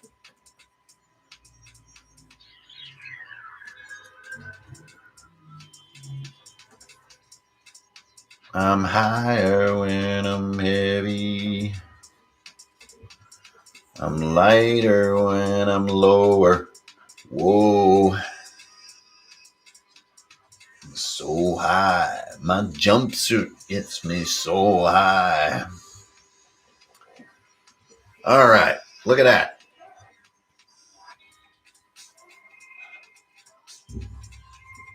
Almost like a Doctor Who scarf kind of feel going on here.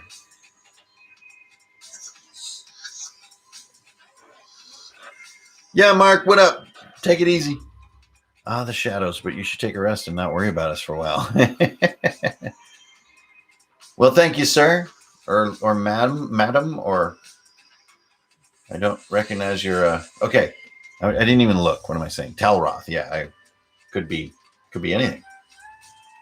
Could be a dolphin. Ladies and gentlemen,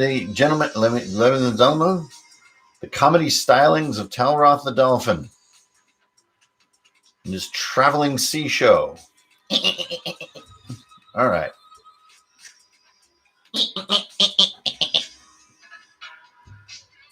You imagine a dolphin comedy club, the amount of squirking.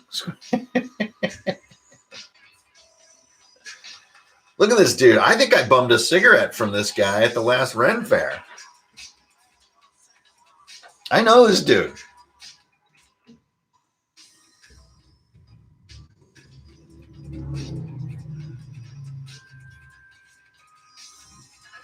Can you get me a piece of equipment on this guy, Steelpike? Oh, yeah, Control S, thanks. I need a piece of equipment on this dude.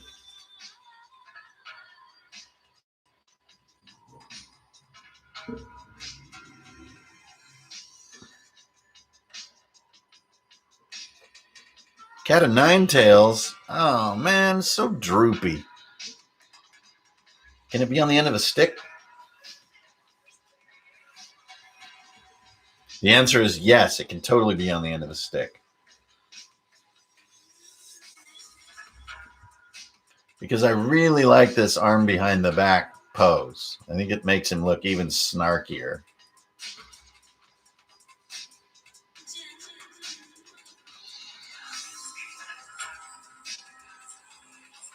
Oh man, over the shoulder is really, really overdone in character portraiture. You mean this thing?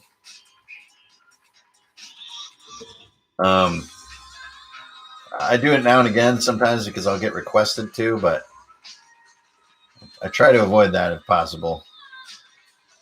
People love that pose, I tell you. Craziness. Okay, so there's his garment. Here's his arm. His fist would be down here somewhere, so the stick comes out here. Stick following over with me hand goes to about here. Then we have a ring, and the scourge will come off the ring. All right, let's make a deal on that. I'll buy any car for $99.95.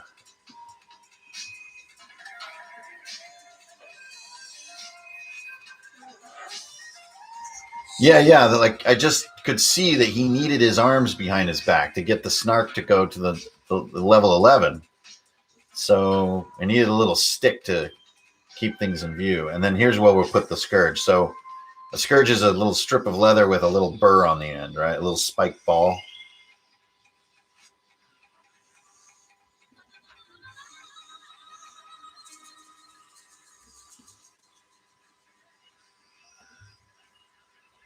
Oh my God, imagine getting hit with this thing? Absolutely terrible.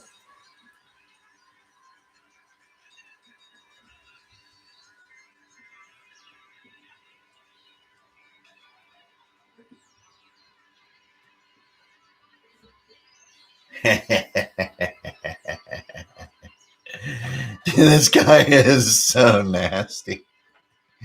You do not want this dude rolling up on whatever it is you're doing. You know, like you're just having like a smoothie before work.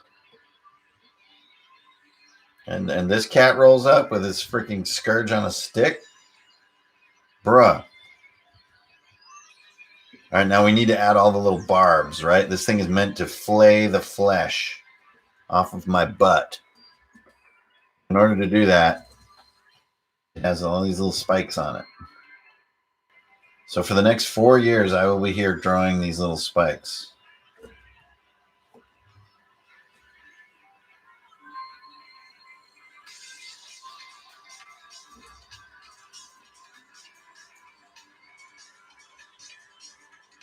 I'm pretty sure my neighbors are starting a band because fools be singing.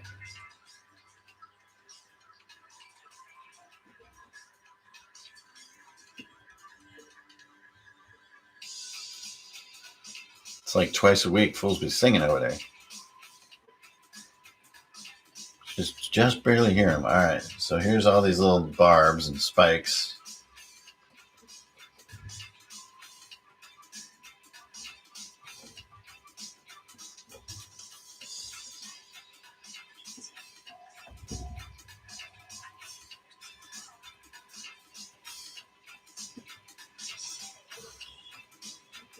Like this would hurt. You imagine getting hit with this thing? Dude, no. Don't hit me with that. Well, hey, don't hesitate, rye bread. Get out your pen, man. Get down with your bad self.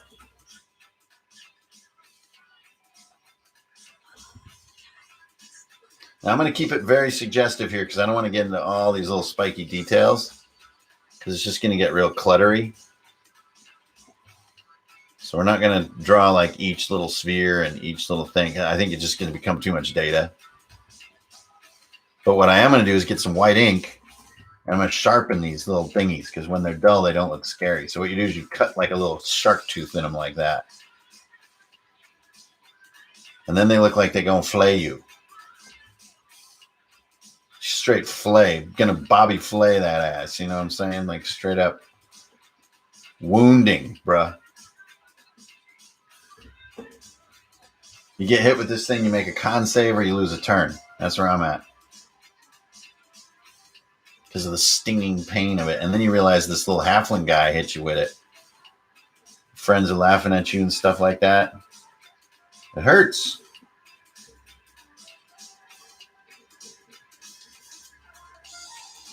So you see how that little eraser like makes everything so dang sharp? Looks all pointy and painful.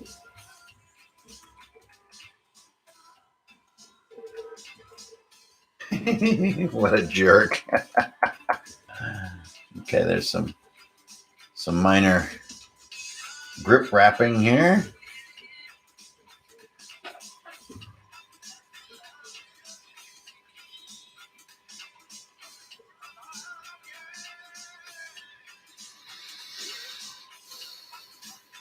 One thing I don't like is that the his robe goes further down than his vestment stuff. That's not, I can't do that. It needs to go further like that. I need that tangent, you know what I'm saying? To get that Doctor Who scarf.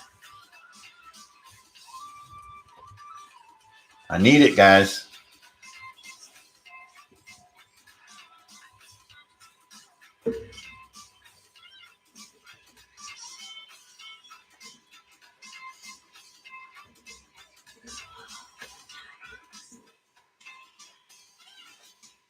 There we go. Okay, y'all, I'm about to call it a night. I'm going to go rest my brain just a bit. I'm going to eat some food. Yeah, so check it out. Here's how far we got in 3 hours. So now I really will need to speed through the final stage, which is a little easier when I'm not broadcasting, so that I don't rack up this bill too high. I just need to blast through and get this finished now. So that's where I'm going to be at. But I hope you guys had a good time. This is old Ingrid Bernal here. I wouldn't say alive and well, but I'm still here. I'm fighting. Just watch out for that COVID. You guys have a good one. Can't wait to see all you guys in person. Hope you had fun hanging out tonight. Keep it real. Don't steal. You always get a deal and all that good stuff. And I'll be right here drawing. I'll see you guys on that old internet. All right. Take it easy.